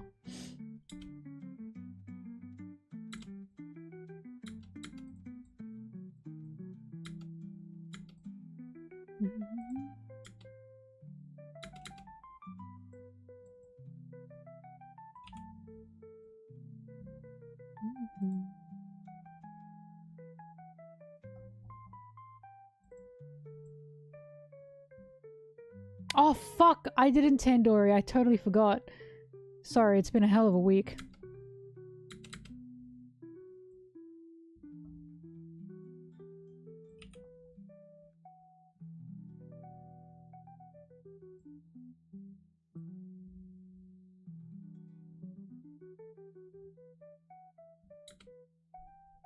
I'll never get over when Sengoku and Tsuru are talking about like Sengoku's like, oh, I cannot believe that guy killed T-Bone for the bounty money from Buggy, and Tsuru was like, well, he was from a country that was starving and in a famine and had no food, and he was like, are you defending that man? And Tsuru was like, no, I'm not defending, I'm just, you know, explaining. Meanwhile, Sengoku's fucking sitting on his ass eating his stupid crackers, and it's like, can it be any more obvious? Can it be any more fucking obvious what is trying to be said here? This man in an incredibly privileged situation is going, what about my safety? Meanwhile, the motherfucker that killed T-Bone was worrying about his actual life of his own, like, family and his island where he could not get any food. He couldn't get any housing. And it's like, you have a motherfucker sitting there on his ass eating food going, being like head of the military going, God, what about my safety? And it's like, you are such a fucking bum, Sengoku, holy shit. Like, the fact Tsuru was like, he was part of an island that was starving, to be fair, and Sengoku went, don't defend him! And it's like, but she's literally explaining to you why people become outlaws. She's literally explaining to you why this person killed a marine because they literally had no other choice due to being starved. And Sengoku is so stupidly privileged he can't even see that. Like, holy fuck. I think the reason Tsuru's the only one with a clue of what's going on is because she has a fruit that literally washes the evil from people. Don't get me wrong, I'm still glaring at her, but her fruit makes it so she clearly needs a different set of morals, because turning someone good, right, means it's your idea of what good is. That must be what that means.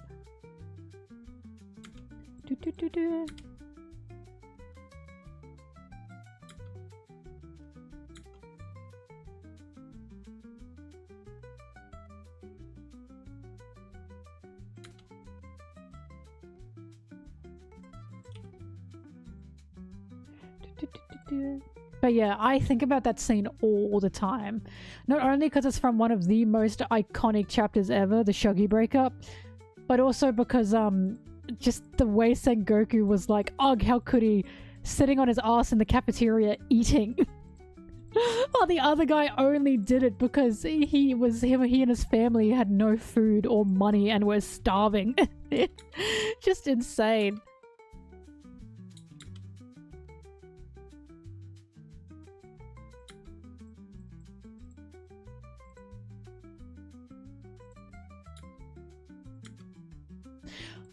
I don't see... I don't want to use the word better because I still don't like that she's in the Marines, obviously. But I see her as more aware. I don't know if that makes her better, but she's definitely not oblivious. And she's definitely not willfully oblivious. Like, she is definitely aware of the system and the going-ons of things. But again, does that make her better? I don't know. I just don't know.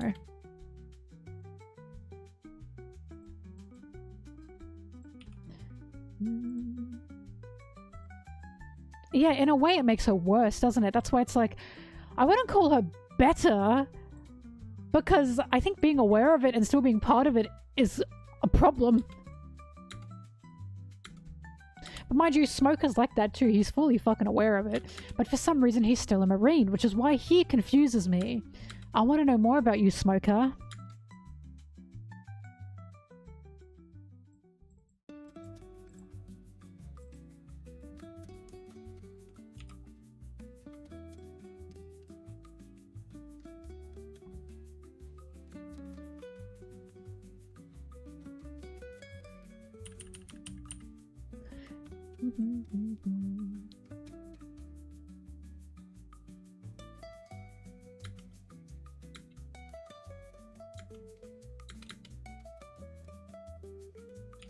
I just remember when I was first watching One Piece and we got to the ending of Alabasta and Nami was like, Luffy, we can't say we're friends with Vivi or they might like kill her. They might like imprison her and kill her. And I was like, she's on her own island. This is her kingdom. How the fuck do they have that authority? I didn't realize how insidious the world government was at that point. Because I was like, how? She's on her own island. This is her kingdom. Even in her kingdom, she can't do that. Like, that's insane.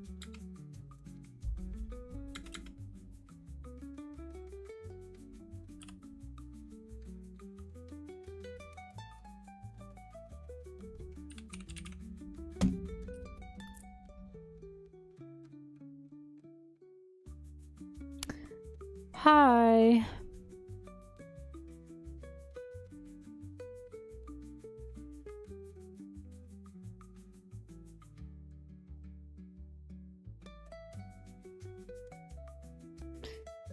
Sorry, my fish, they're growing so well. My fishies. Hang on, I gotta charge my phone.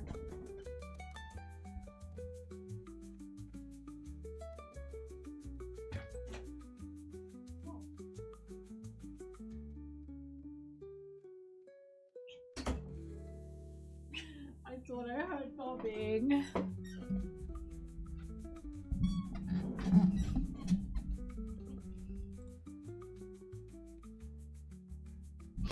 Suru has connection to Doflamingo because she was the one keeping him in check.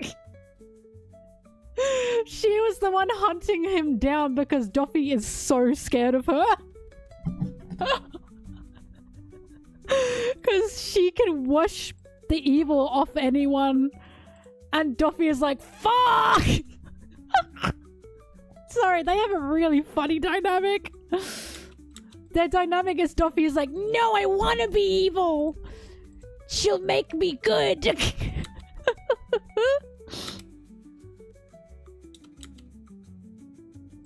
I love when Law's getting away and Doffy sees Sudo's ship and he goes, fuck! Oh, it's her! He's like terrified of her. It's really funny. Because there was a scene in after Skypiea where the warlord meeting happened for the first time and we first saw Doffy and Kuma for the first time. And Doffy was like being a bitch and controlling a marine because he's, you know, he's a cunt. And Suda was like, Doffy, sit down and be a good boy. And Doffy said, a good boy? Fuck, you're sure something. But he stopped.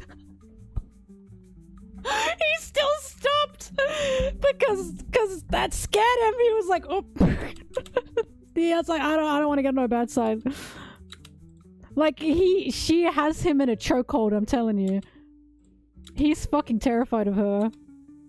Probably one of the funniest dynamics, honestly, in One Piece. Old lady who scares this literal walking Satan spawn.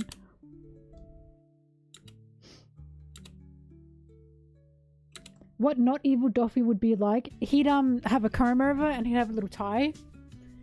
And he'd be like this. He'd be like, how are you doing today, madame? Ma'am, I made you a cup of tea. He'd be like, I don't want to own slaves anymore. He'd be like, Father, free the slaves. Papa, why do we have slaves? Papa, remove the slaves. Oh god.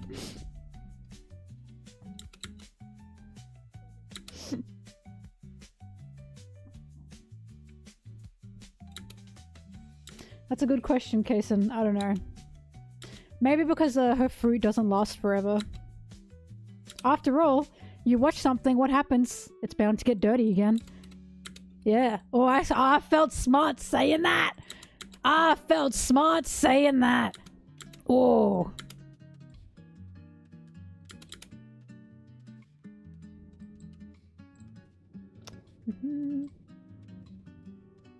Papa, I want to live with the common people.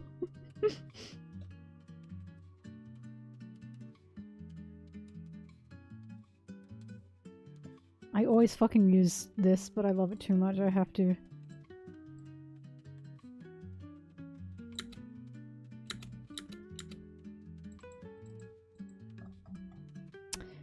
Hello, Mama Mad Dog.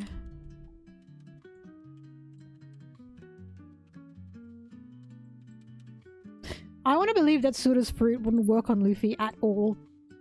Like, at all. Which would be like the joke, you know? Just not an evil bone in his body.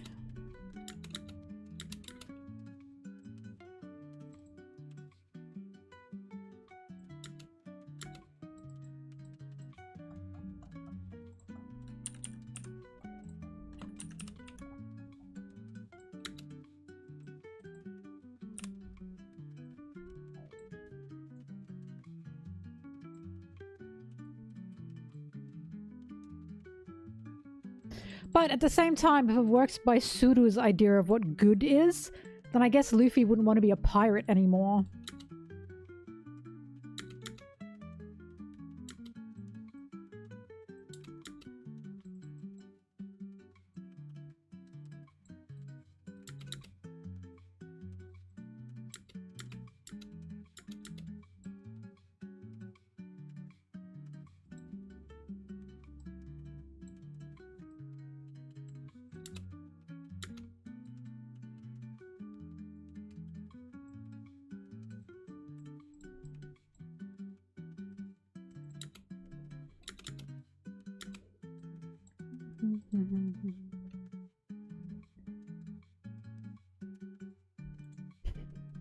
Have you seen do you remember the trend that was like evil this character be like? The one for Sanji made me crack the fuck up so bad. It was just so blunt. Evil Sanji be like, I hit women. It was so blunt, it just made me lose it. Like, it's not funny, you know, but it was just so fucking blunt, it made me cry. That's all it was! I don't know, it just cracked me up too much. I think it's also because people really want Sanji to, for some reason, fight women and hit women, and it's like, this person just evil Sanji, I hit women. God.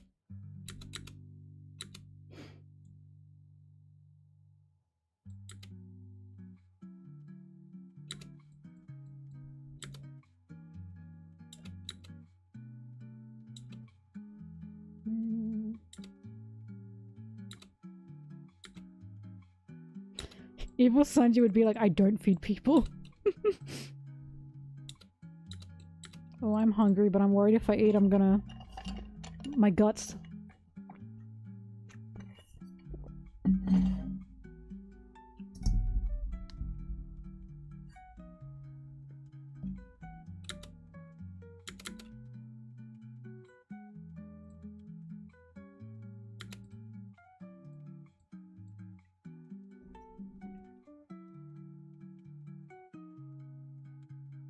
Sorry.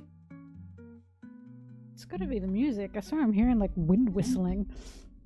Oh my god, I'm getting hot. Ugh! Hang on, I'm about to birth.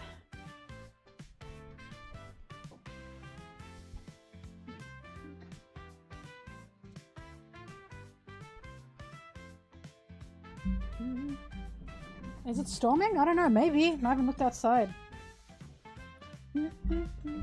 By the way, someone said to me as an insult online, because you know it's always online, they said like, you're just salty because you're single. I think it was like single and barren.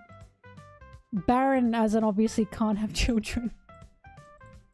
And I didn't reply to them, but I was saying, fuck, I sure wish I was barren. Then I would have to deal with all this shit, you know what I mean?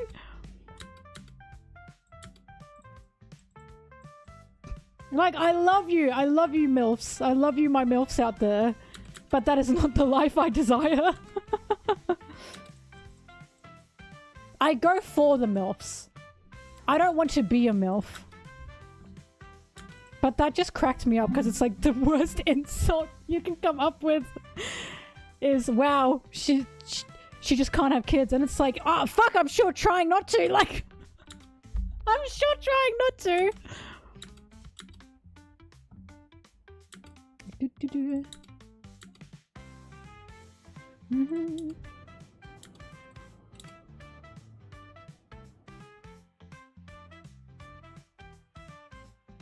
Actually, I was talking to Sarah about this because we watched a video. Wait, was it Sarah? It was someone. But we watched a video about, like, healthcare for, like, women and healthcare for, like, you know, like doctors talking to women about their own health and their lives and stuff. As a woman, especially in England, if you want to tie your tubes, which is something that you can only do, I think, by a certain age. I think you have to be 25 or older. But even then, it is fucking impossible. Impossible. They just don't let you. And it's basically they don't let you because they think you're making a mistake. And it's like, fuck, doesn't that say a lot? That even when a woman is trying to make the choice that I don't want all this, they still don't let you do it. And it's like, what the fuck? And it's like, wow. Is it really my choice, you know? It's just horrible. Which is why when I get when there are insults like that, it's like, I don't know how to tell you this, we're trying, man. Man, we're trying! But again, obviously, I'm saying all this. I love my MILFs out there. Mama Mad Dog, I love you. You're in my heart. I love you and your little dogs. Your little mad dogs. What's that Pitbull tweet? It's all the mamas, mamacitas. The mummies, mamas, mamacitas, and of course the MILFs. That's how I feel. Please tell me you guys know the tweet. I'm begging you. It's iconic.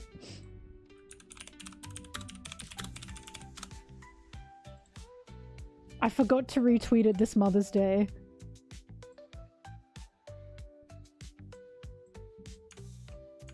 I found it. This is how I feel.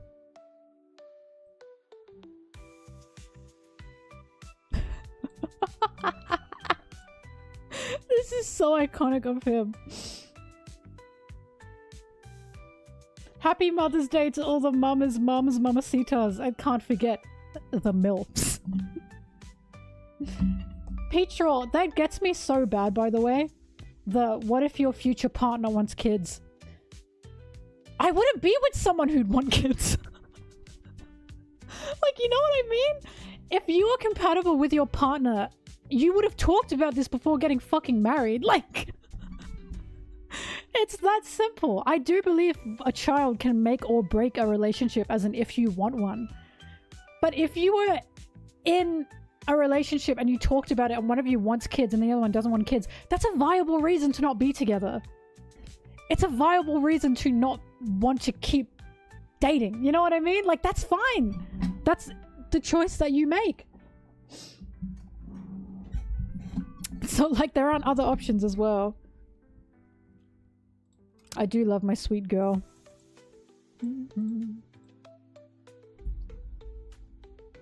But it's just weird. What if your future person that you marry has a totally different opinion to you about your own body? And it's like, then I wouldn't fucking be with them, would I? Like, damn!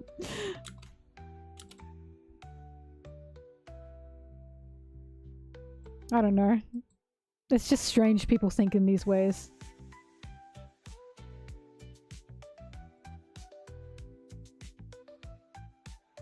They tried to push you to get your tubes tied. Really?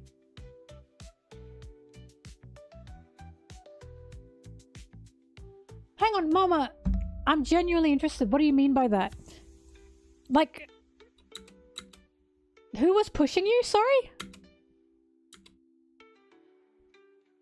Oh, I see. So you were happy to have more children. Oh, fuck. That's horrible. So they want people to have kids, but not too many kids. That's horrible. Oh my god, fuck. There's no choices in these worlds.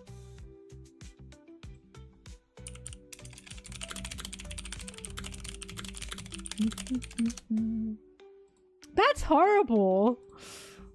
Sorry, that's pissed me off. Like, even... Oh, that's pissed me off. So even when you're happy to have kids, you're still mandated. Oh! Oh! I'm sorry, I hate it here. I hate it. Guys! I hate it here. Oh, I hate it here. Ah. I hate it here. Don't get me wrong, obviously there's a fucking limit. Like, if you're having like 10 children, it's like you possibly cannot look after that many children, like, on a personal level. Like, that's just mentality, you know? But if it's like, what, 4 or 5 kids, I think that's fine. I think that's totally fine.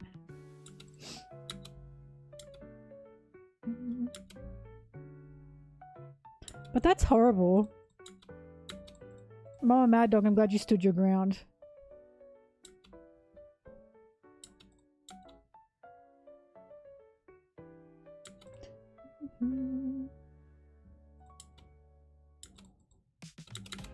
You know that? I know how so many people said the Barbie movie's cheesy. Because it's cheesy, but it's good cheesy. But the speech she has at the end where it's like, you can do this, but you can't do that, but you can do this, but you can only do it in this way.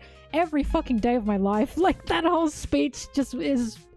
It rings in my ears. Like, you're told to do this, but only in this way. And it's like, ugh. I feel insane. And if you don't do it, you're wrong. If you do it in the wrong way, you're also wrong.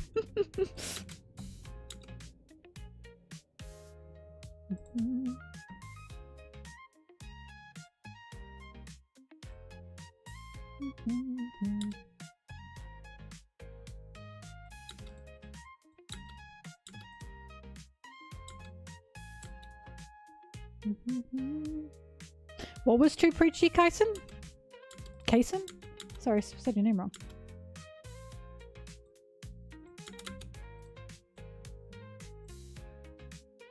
Barbie movie.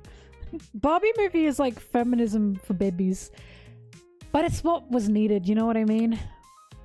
Because a lot of people talked about how the Barbie movie feminism is like white feminism, white Western feminism, and it's true. But what I'm hoping is that movie pushes more into more movies like that that can get further into it. Because, how do I say this? There are a lot of people out there, women included, who don't really grasp the idea of feminism and what it's supposed to be and what it does for them. So Barbie movie is literally a stepping stone. The speech, no, well look, the speech, I did think it was a bit silly, like saving all the Barbies by giving them the anti-misogyny speech. I was like, that's a little silly. But I didn't read it as too preachy because everything she was saying is exactly what I have felt in my life. It's preachy when it's like, it's someone preaching for something that they've clearly never suffered with in their life. Like, do you know what I mean? Like, how do I say this? I'm trying to think of something I felt was preachy and I was like, oh god, shut up. I want to say shit like Rick and Morty, where Rick is like, oh, when you're smart, you're miserable. Smart people are miserable. And it's like, oh my god, shut the fuck up. Like, that shit is so preachy. And it's like, who are you preaching to? People who think they're smart? It's just ridiculous. But when it came to the Barbie movie, every single thing she said, I was like, I can relate to all of this.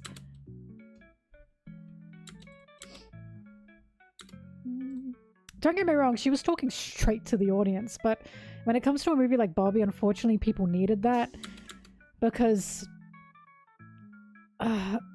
I say this in the nicest of ways. When people watch something, especially when guys watch something that is not catered to them, and they are not told straight up that this aspect is bad, a lot of them take it the wrong way, such as American Psycho. American Psycho was meant to be anti-patriarchy. And anti, like, you know, toxic masculinity. But how many fucking men watched that and went, yeah, that's what I want to be. Same with Fight Club. Like, why does this keep happening? Fight Club and American Psycho were meant to be anti these things, but so many guys watched that and were like, yeah, I want to be like that. It's so annoying. And the funniest thing is, even though Barbie movie was explicit about what Ken is doing is wrong, the way Ken sees masculinity is toxic and harmful and pushes people down, right? Men still watched that and said, yeah, that's cool. And it's like, there's no hope for you. Like, there's no hope for you. How are you told to your face, hey, this is like damaging? And they still go, oh, like, I just don't get it, man. I don't get it.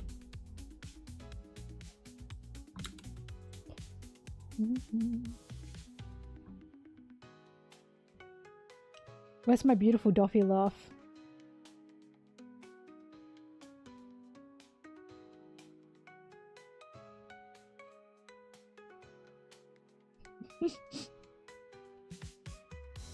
Oh, fuck, I forgot about this.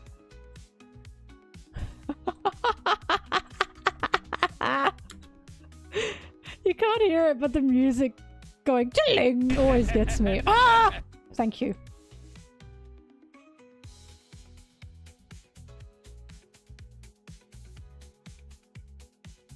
That reminds me, I watched Midsommar with my friend recently. I love that movie. Fuck, I love that movie. It always makes me cry. And I always think about how Midsommar made so many couples fight. Like, that was the point of it. To make these couples, like, talk about the movie, about who was right. Hi, Zim! Oh my god, that was you?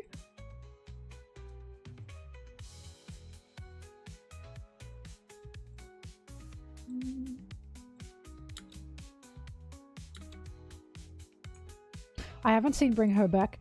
But the director of Barbarian is releasing a new movie. And I'm so excited for it because Barbarian fucking rocked. I'm also still waiting for Ari Aster's new film to be out in Australia.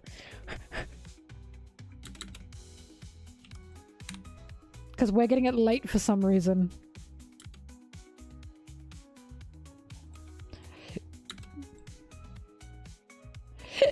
Oh god.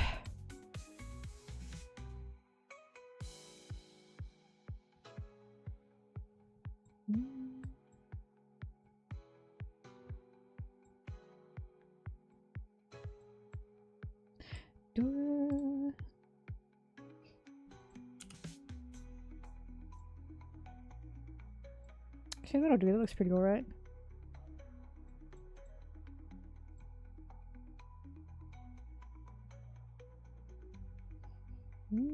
Also, how do I feel about the Legend of Zelda movie in the works? I hate it. Why the fuck is it a live action? Why is it a live action? I don't want to see a real life man playing Link. I want to see my beautiful elf twink in all his animated glory. What the fuck? Pissing me off bad. They do give awards to horror movies. Midsommar and Hereditary both got awards, and it was like a huge deal because and Get Out, and it was a huge deal because horror movies hadn't gotten Oscars, I think, ever. Or for a very long time. Maybe Alien was probably the last one, but it's still rare. It's still very rare.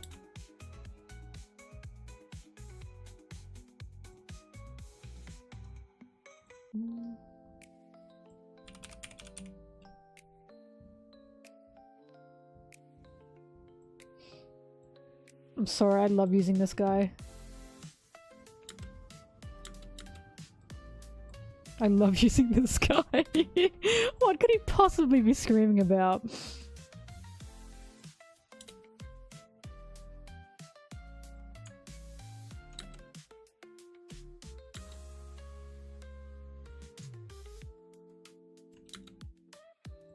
Did Talk to Me get anything?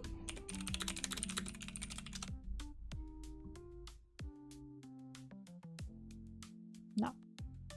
No Oscars for Talk to Me. God.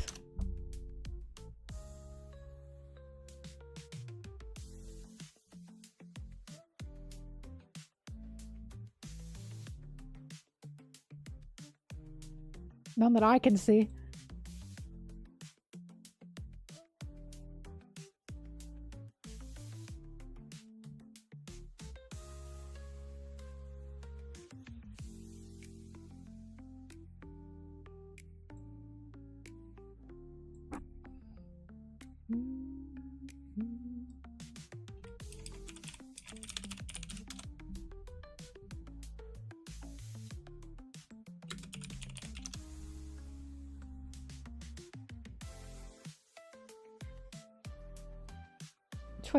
August.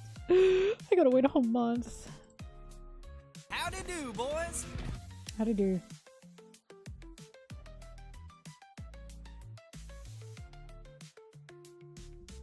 Look, the Oscars is shit anyway. They're so shit.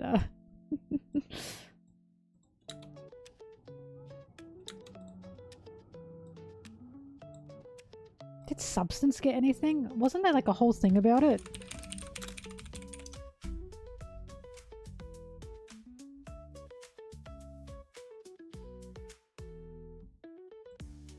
Oh, I got 5 Oscars. I just remember we got a I think it was like a quote from one of the voting guys on the voting committee, and he was incredibly sexist.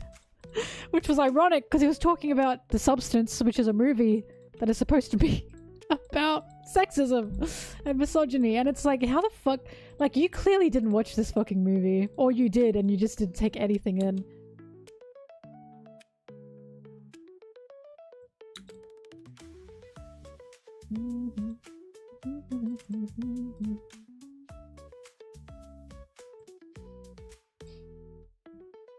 Flora won an Oscar? Oh, that's right, because they beat Disney out, didn't they? That was like a huge deal. Guys, can we please talk about Zootopia 2? Can we please talk about Zootopia 2? I re-watched Zootopia like the day before last while I was out, down and out. And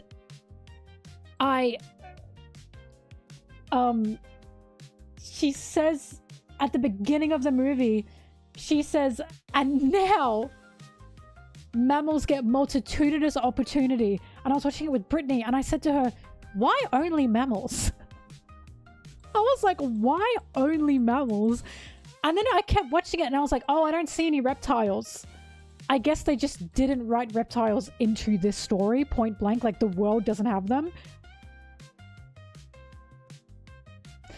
Movie 2 is literally about reptile races. And it's like, you're telling me the movie about how Judy is not like all the other bunnies And how even though her parents were racist and she wasn't, because she faced discrimination because she couldn't be a cop, question mark, by the way, it's still insanely fucking racist. Because she excludes reptiles. How fucking bizarre.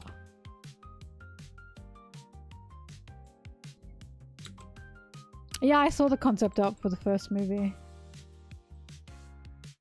But yeah, the second movie is already upending the first movie and like making Judy like fight for the little guys. And it's like, no, girl, you're literally in a mammal supremacist city. You're not doing anything as a cop.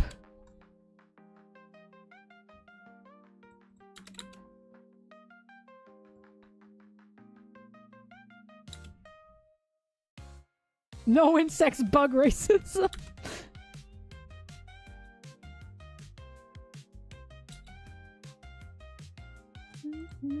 I was talking to Brittany about the first Zootopia because I was like, who's the one being oppressed here? Because I get it's the predators. But there's also meant to be an idea that because Judy wants to be a cop, but she's a little mammal and a prey animal, she's oppressed because of it. And like, I realized they were really trying to two sides it. And I'm like, that doesn't make any sense. Because imagine talking to your friend who is not white. And you're in like a mainly white city. And imagine your friend saying, God, I feel like I just face struggles every day because of like racism because I'm not white. And then you say to them, I get it, man. They won't let me be a cop. Like, that's what the first movie's about! That's what the first movie's about! That she's like understanding the little guy because they won't let her be a proper cop. And it's like, what the fuck? It's so weird. The more I think about it, the more I'm like, this is... Who wrote, like, what did the boardroom look like when they wrote this movie?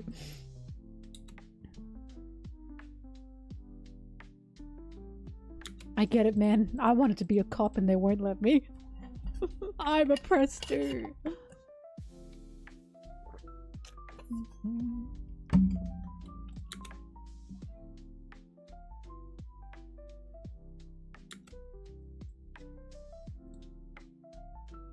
I think Zootopia is a fun movie, but it's one of those movies, the more you think about it, the more you're like, this is weird. Like, I don't think it's aged very well.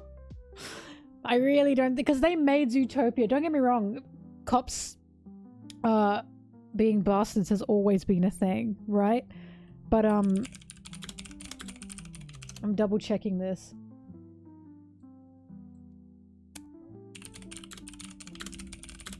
They made Zootopia.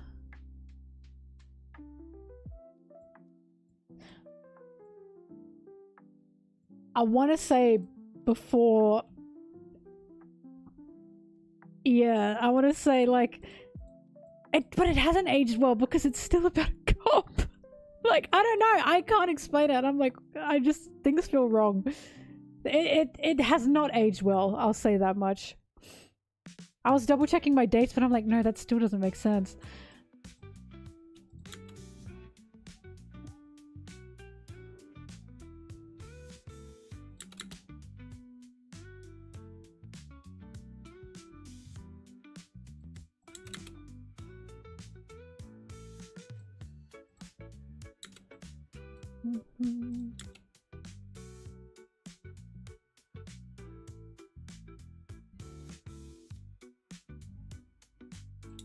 Why no movie about firefighters that aren't dogs?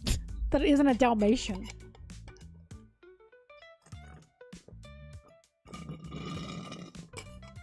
Little Luffy, you like that, do you? You like this clip? You like this?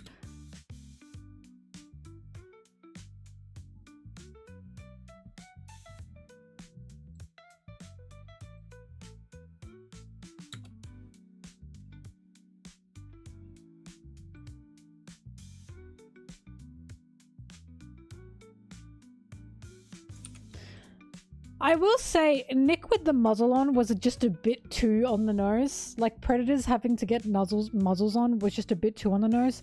So it could have been good if they purely focused on predator racism and not Bunny wants to be a cop as well. That's why it's so weird.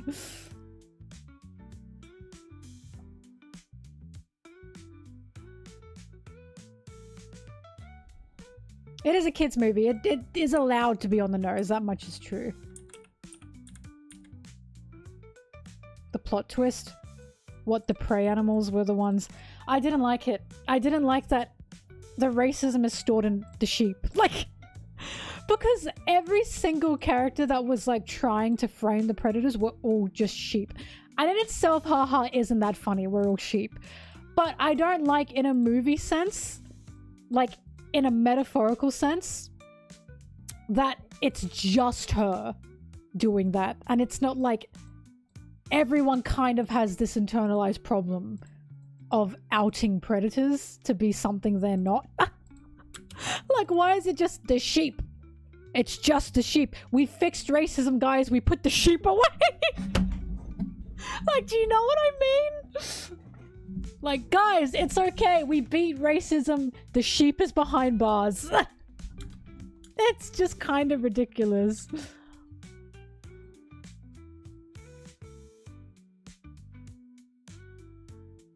Because something like racism is not something that you can solve by one person. And I think that's a bad message for kids. Like, there's one really racist person out there. We gotta get him. And we gotta put him behind bars. Like, then everything's fine. Like, you know what I mean? We gotta find that single person that's causing all of this racism.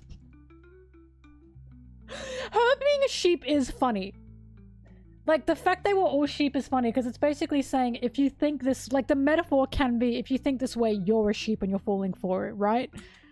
But it still doesn't feel right putting all the racism on one person.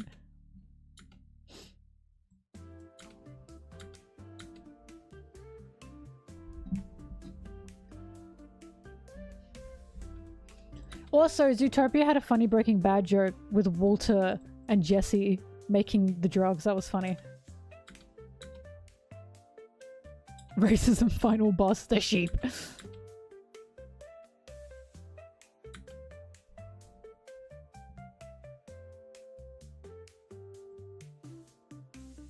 Who was it that said they didn't like Inside Out because they didn't like personifying emotions? Was that you, Mama Mad Dog?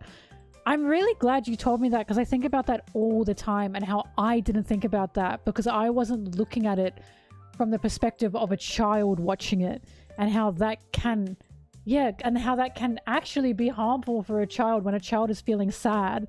They don't think I'm feeling sad. Like they think it's not me feeling sad. It's the person in my head that's making me feel sad. Like, I didn't realize how bad that could be mentally for a child to think.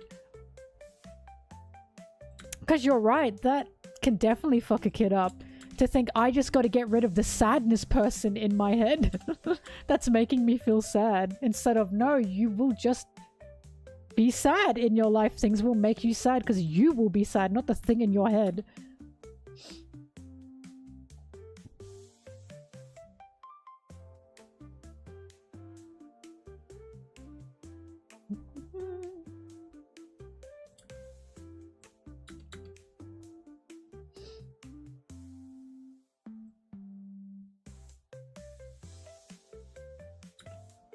It's the fact that they talked about Riley, like Riley was separate from them. They'd call her Riley and not us or me, you know? They were totally separate from her. Also, Inside Out 2 sucked. I was actually surprised people liked it so much. I'm sorry. Because I'm like, this is just the same movie. Like, this is just the same movie again.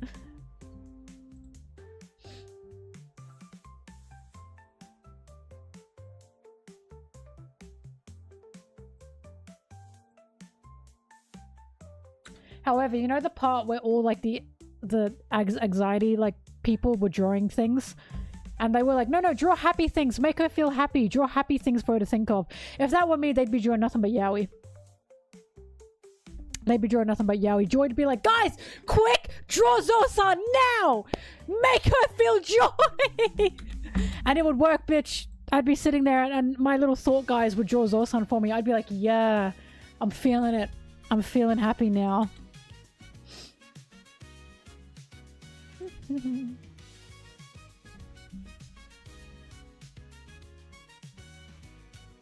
Yeah, you can't get rid of sadness, but again, it's about personifying and like your emotions, and they're not really you. And again, making a kid be like, oh, I'm not sad, it's the thing in my head, the person in my head that's making me sad. Pressing the button to make me sad. I don't think that is a good message for kids.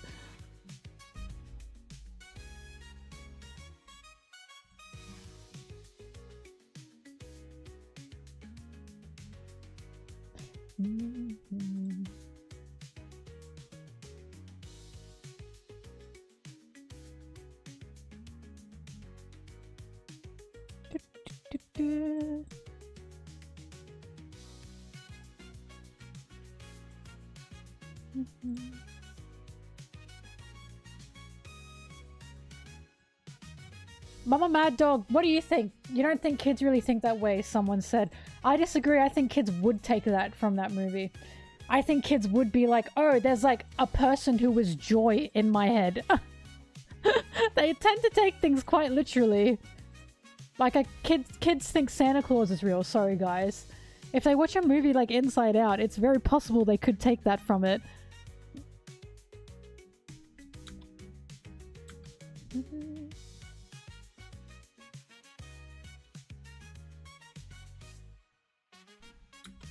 I'm sorry, guys. I'm sorry.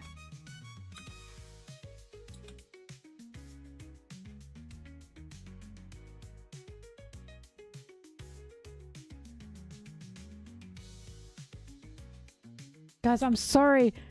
There is no Tooth Fairy, there is no Santa Claus, and there is no Queen of England.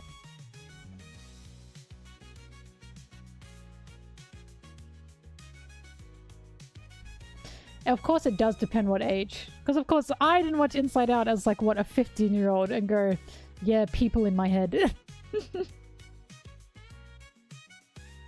I mean, Samara, I didn't think this either until Mama Mad Dog in here told me about that. And I just didn't think of it that way.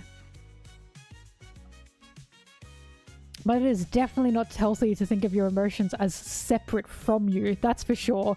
Or a thing in your head that is personified and presses a button.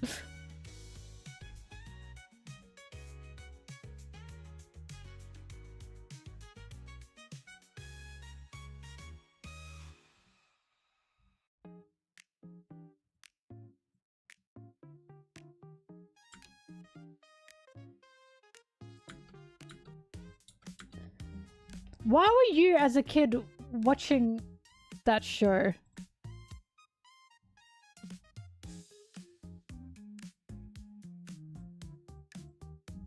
How would kids deal with emotions differently if they personified their emotions? It's the idea that the kid would probably have the thought of, this isn't me. This is the thing inside my head that is personified pressing a button. And that's why I think that's not very good. Because, like, when you feel anger, that is you. When you feel sadness, that is you. As a child, if you're feeling sad and you're not thinking I am sad and you're thinking the thing in my head that's pressing the button is making me sad, it's like, well, stop pressing the button. You know what I mean? It just doesn't feel as healthy, in my opinion.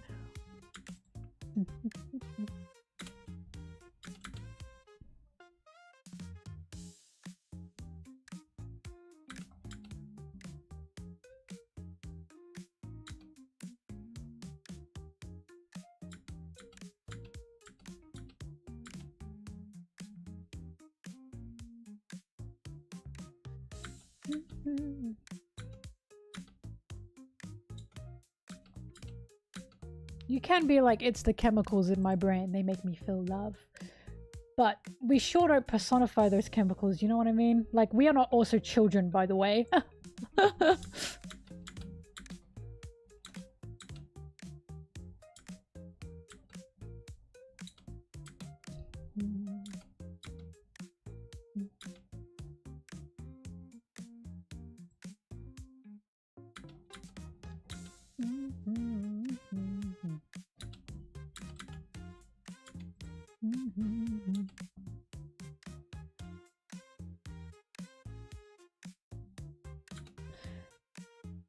When does he show up again?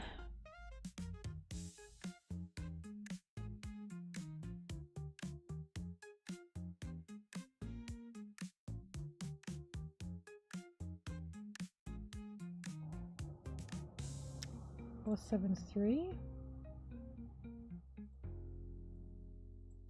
Anyway, Inside Out isn't like horrendous. I'm not saying kids shouldn't watch it, but I am saying I can definitely see how if a young kid watches that, like a young one, they can definitely,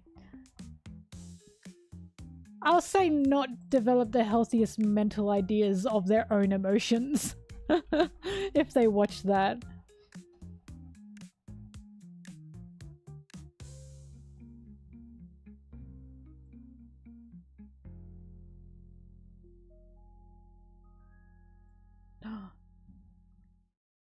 Manicure for potato brookie.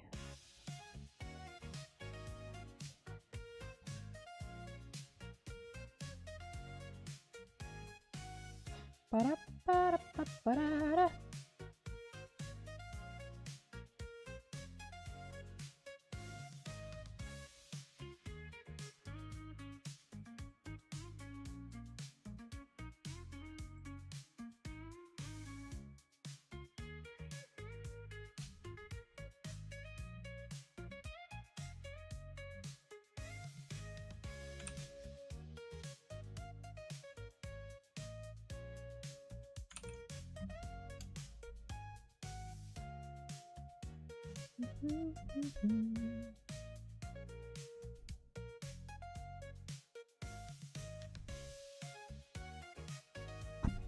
My fish!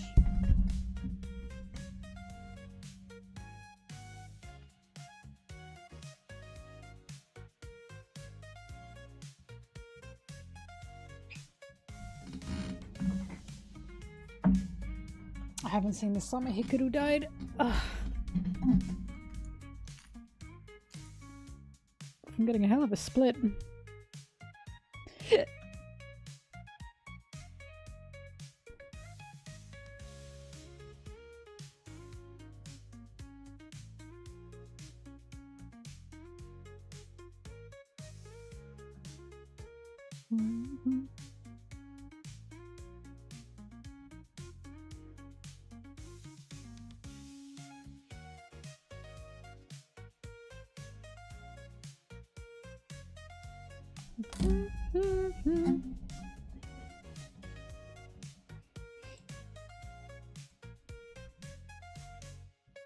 It was my beautiful gown.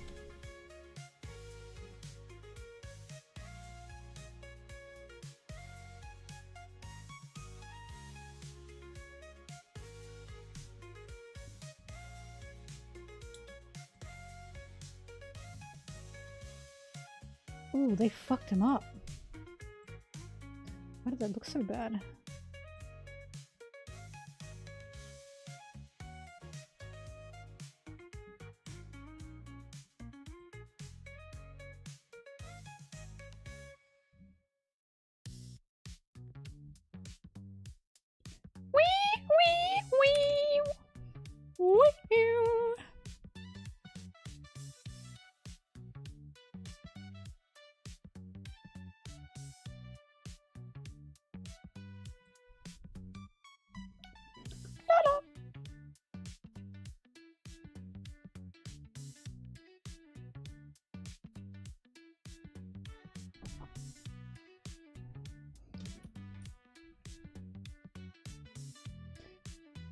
Fish in my phone, I hear you say. Fish Tycoon, guys. Fish Tycoon's an app and I didn't know that, and I'm living my best life. With me fish. I've been playing it the whole time I was sick. Why am I stuttering?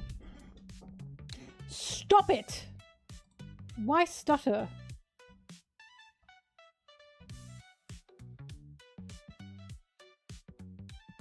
Be normal.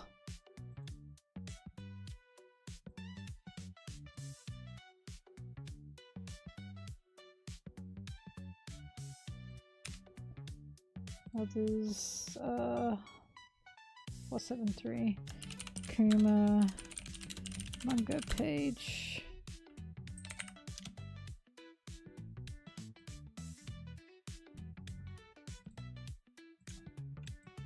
Okay, looks a lot better.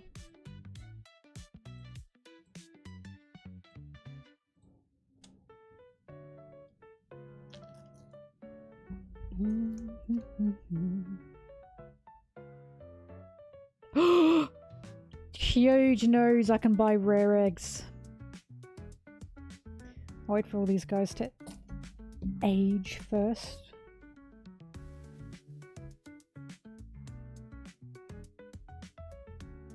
Actually, I am hungry. You know what? I'm gonna risk it. I'm gonna risk it. I'm gonna get something. Also, I'll probably stop streaming in about 30 minutes.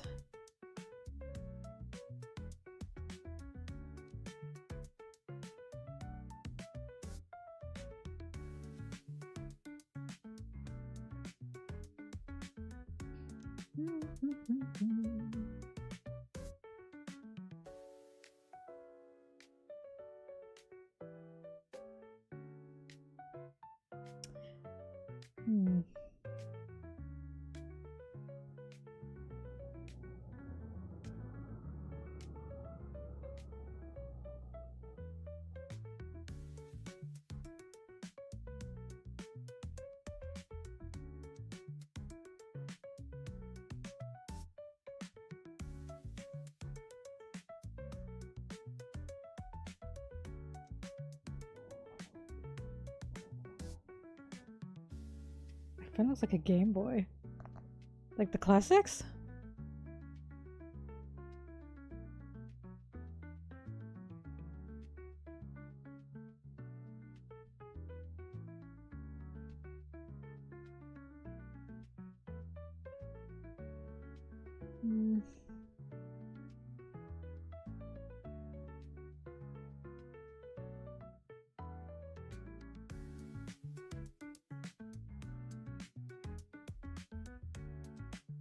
Now that I'm looking at it, I'm not sure. You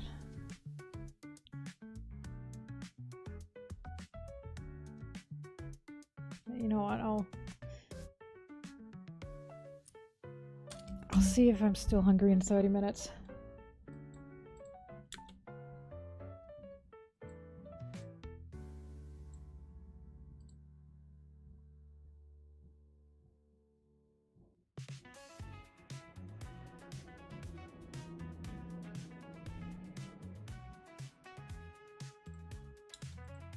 Yeah, I got the Fish Tycoon app.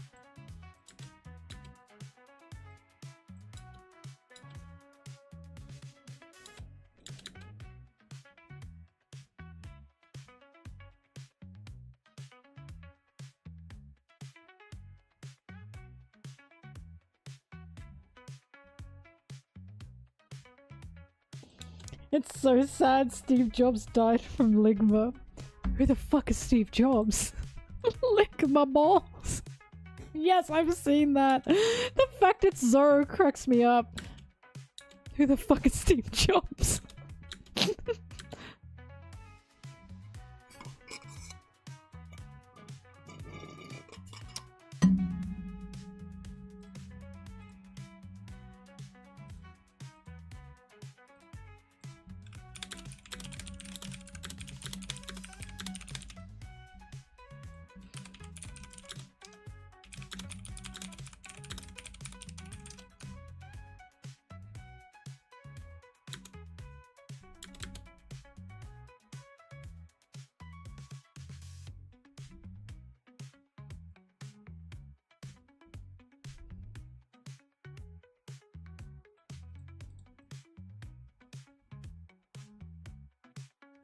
One Piece still got boring after a while for you? That's Wordle for me. Wordle. A menial task that you do every day and it changes once. I can't with it.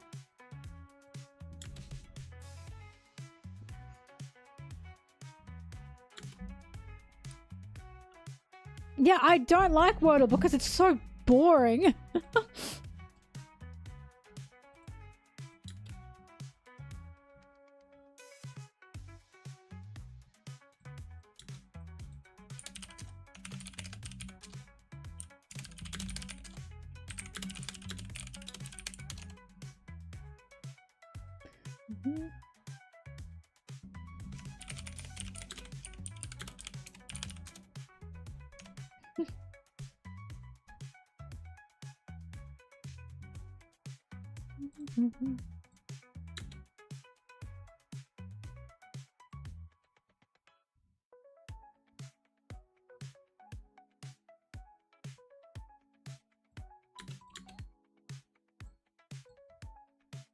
Yeah.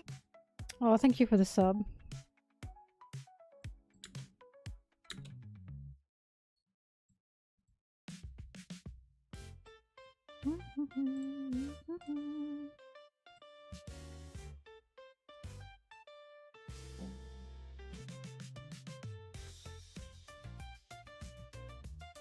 I'm gonna use a different frame, I think.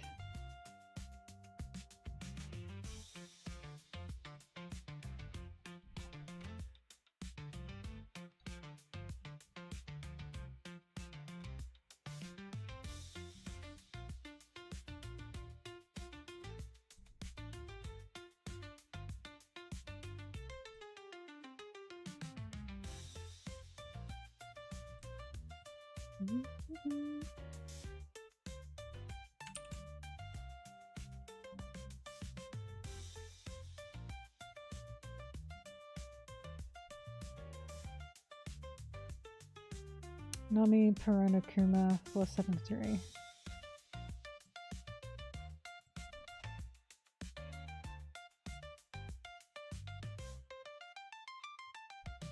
I don't like puzzles. I don't like puzzles. Don't make me play puzzle games. I don't want to play them.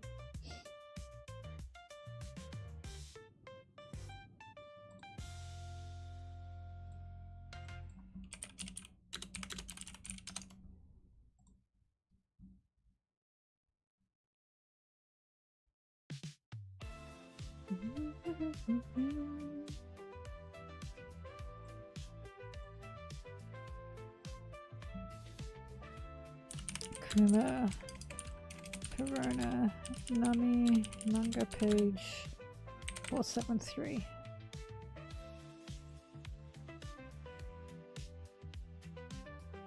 I like game where you swing the sword and you shoot the gun.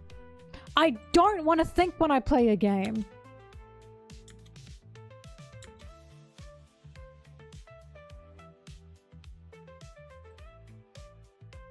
Fucking love Fruit Ninja.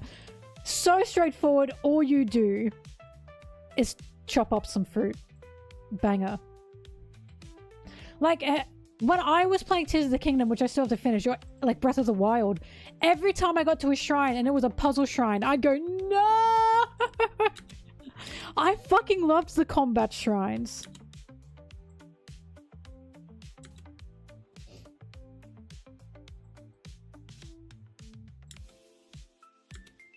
Or a game where you have like task and you must complete the task. That's why Stardew was so fun. You have objectives and I'm like, monkey brain, love objectives. That's why I can't play Minecraft. I just can't because it's so aimless that it anchors and upsets me. I can't play Minecraft. It pisses me off too bad. Now build. Build what? Build what? Oh my god. Please, I don't want this kind of freedom.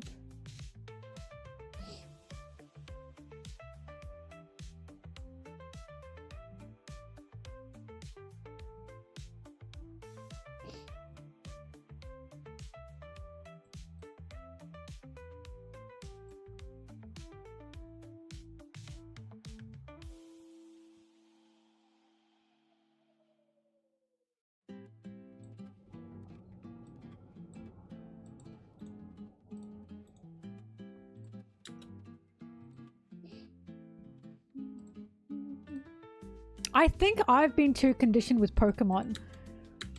Pokemon is Objective City. You know what I mean? You get your Pokemon, you raise them, you battle, you get badges, go to Victory Road, go to Elite Four, beat Elite Four, you win. I fuck with that so hard. I love repetition. Love repetition.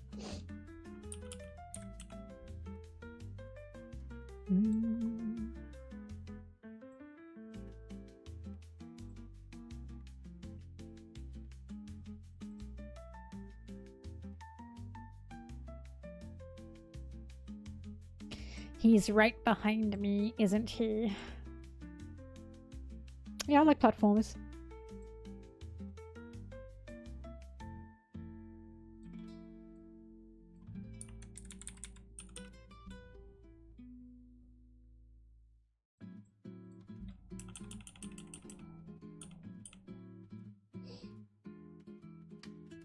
By the way, I didn't know it was an ADHD thing to eat the same thing, like, every day.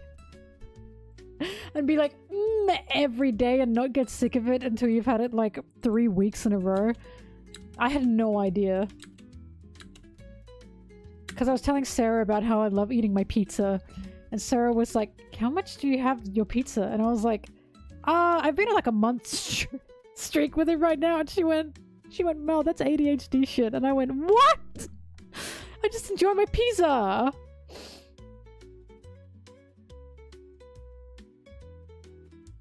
But I try new things. I do like eating new things.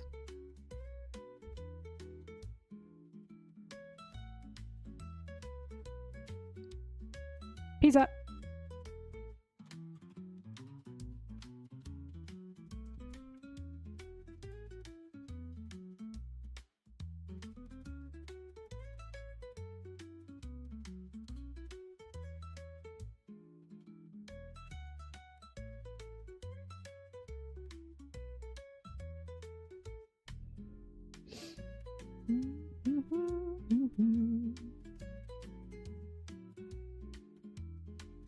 It's true, Thrush. Ugh. Horrible.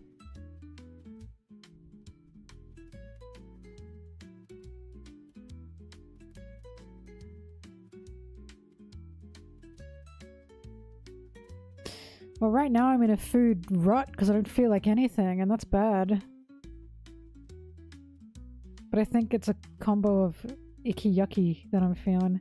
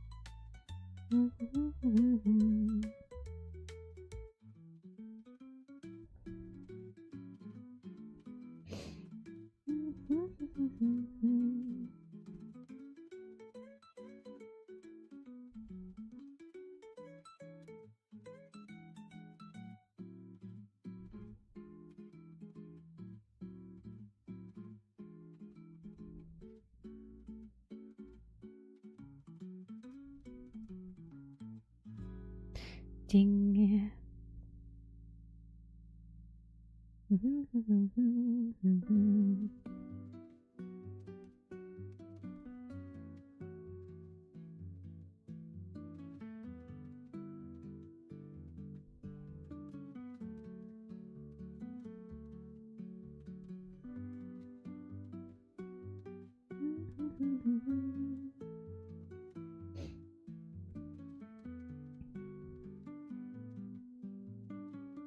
Do do do.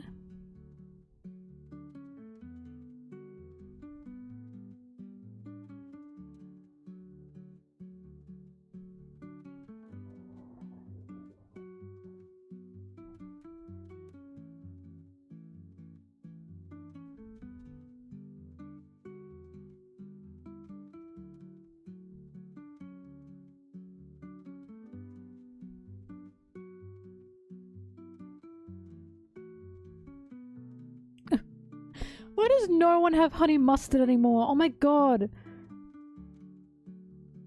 I'm gonna have to stock up on honey mustard. No one sells it anymore.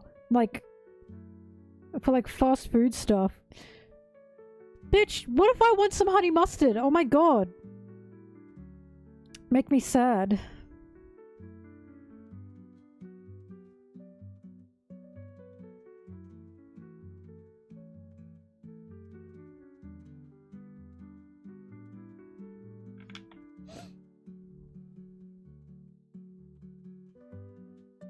Sanji would make me delicious honey mustard. Oh my god. He'd be like, for you, mademoiselle. And I'd say, thank you. I love honey mustard. And I'd cry because of how much I love honey mustard. Honey mustard on salad. Yum! Oh my god. Sorry, I love honey mustard.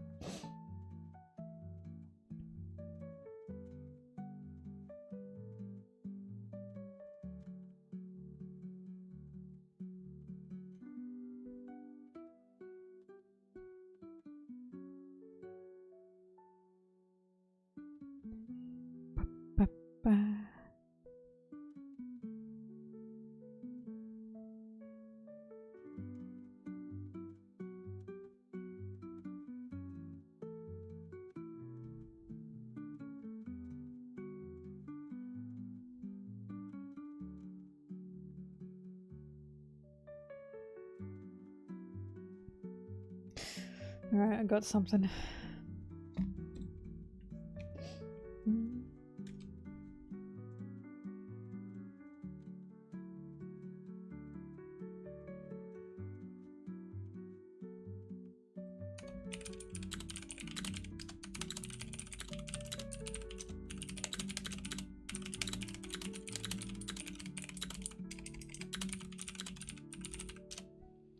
Ding ding ding ding.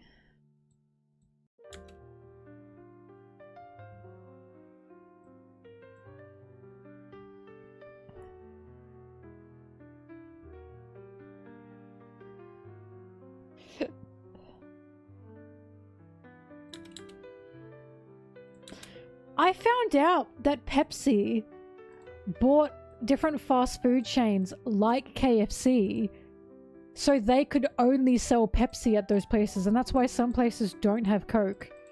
Because Coca-Cola was outselling Pepsi by a landslide.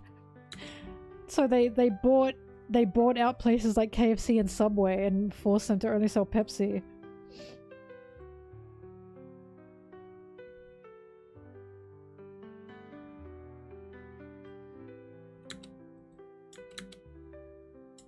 What do you mean end of times? I did this ages ago.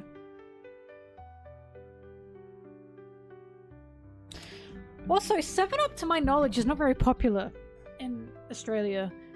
I don't know fucking anyone in Australia who's like, my favorite soft drink, 7-Up.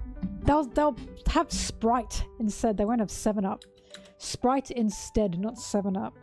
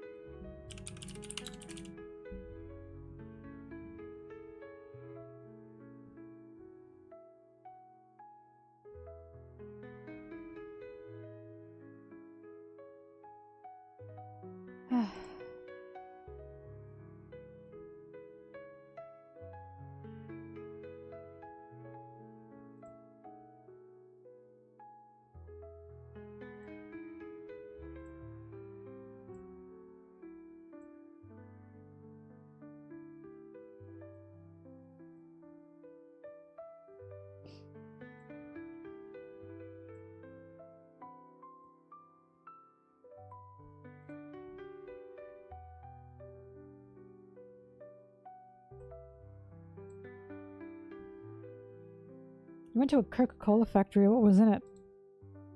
Was it like Slurm? Does the Coca-Cola actually come out of a big slug's butt?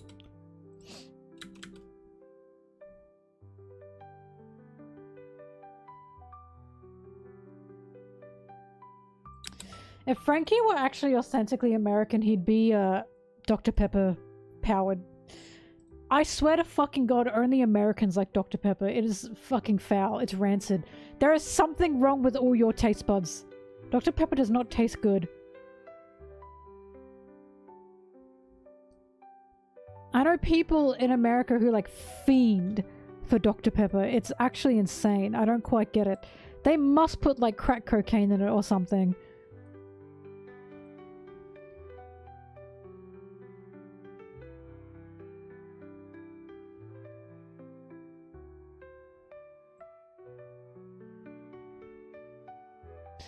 Yep, it tastes like cherry, doesn't it? It tastes like artificial cherry, and you all know that is one of my least favorite flavors on this earth. Artificial cherry is devil's butthole flavor. It tastes fucking disgusting. The original Dr. Pepper tastes like cherry. The original one. Not just the cherry flavored one, the original one. There is cherry in there. Fake cherry. And you can't taste it because your taste buds are cracked. They're gone.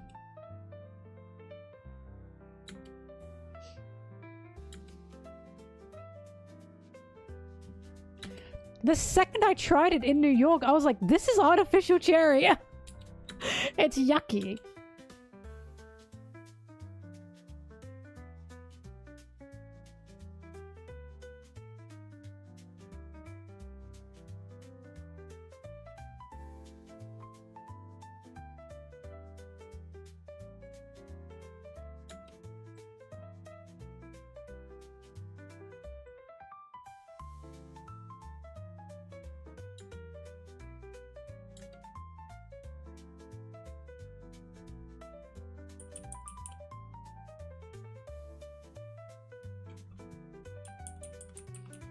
Oh yeah, Zim likes maraschino cherries. Foul! Foul! Maraschino cherries are fucking disgusting. Some of the worst... Do you know, like, it's a combination of they taste disgusting and they're, like, they betray me. Because I see a delicious cherry on top of a cake and I go, and then guess what? It's a maraschino cherry. Yeah! I'm betrayed! I think it's gonna be a delicious cherry, and it's not. It's something yucky and foul. Maraschino cherries are like the fondant of, like, fruits. Like artificial fruit stuff. Do you know what I mean? You know how fondant tastes like shit? But people use it on cakes anyways? That's what maraschino cherries are. They're like fondant adjacent. Just gross. Fondant is like the waxy icing that they use to shape some cakes. It's good for shaping, but it tastes disgusting. It's not a thing in France because it tastes gross. Kason, what the hell?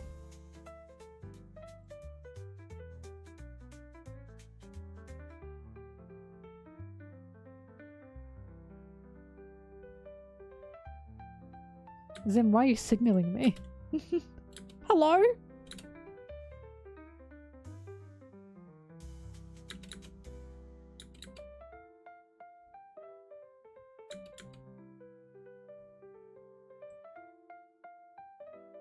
Yeah, it's only for designer cakes, but the issue is people get it for like their wedding cakes. I have a question.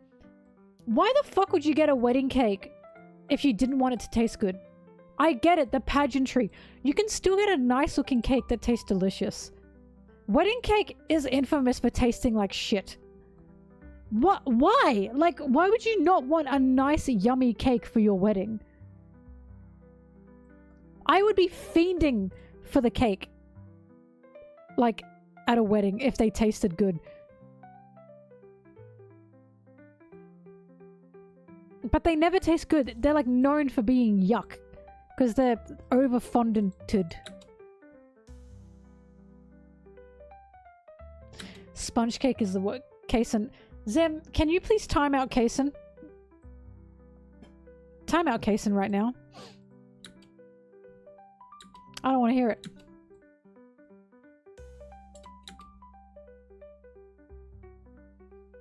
I don't want to hear it.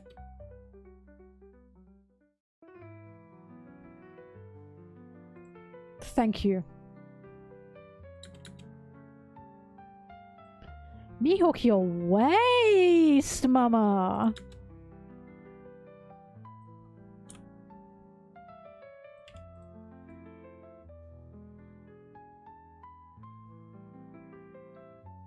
Hating sponge cake is fucking insane.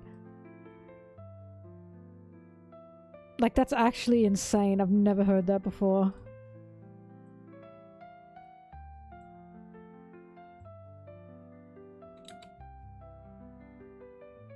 Oh, fuck. Too fast, Mihawk.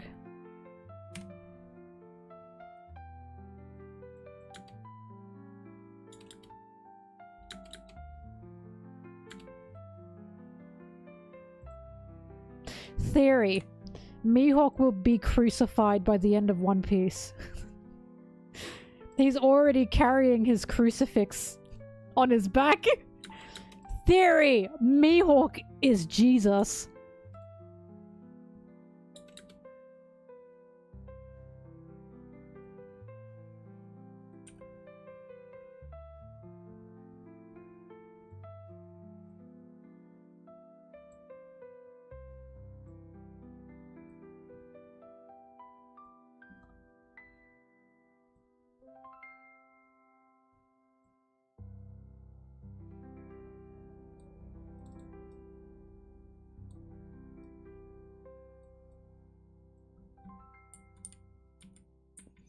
I love that this is a dagger. I really fuck with that. I thought it was a cross. Haha!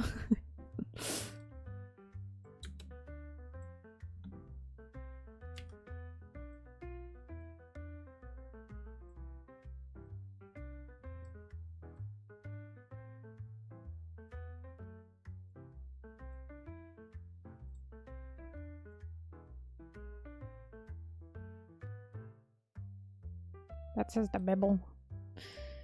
You question the name of the almighty Jimmy.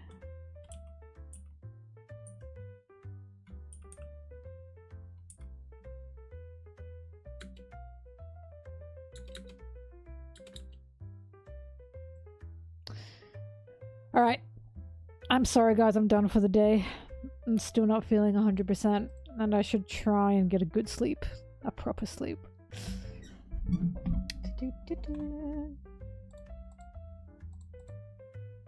Damn it, I gotta stop the music. Alright. Thank you everyone. Sorry that I haven't been streaming lately. I will be back tomorrow, hopefully, to keep working. And thank you for joining for now. I appreciate it. Let me get my box.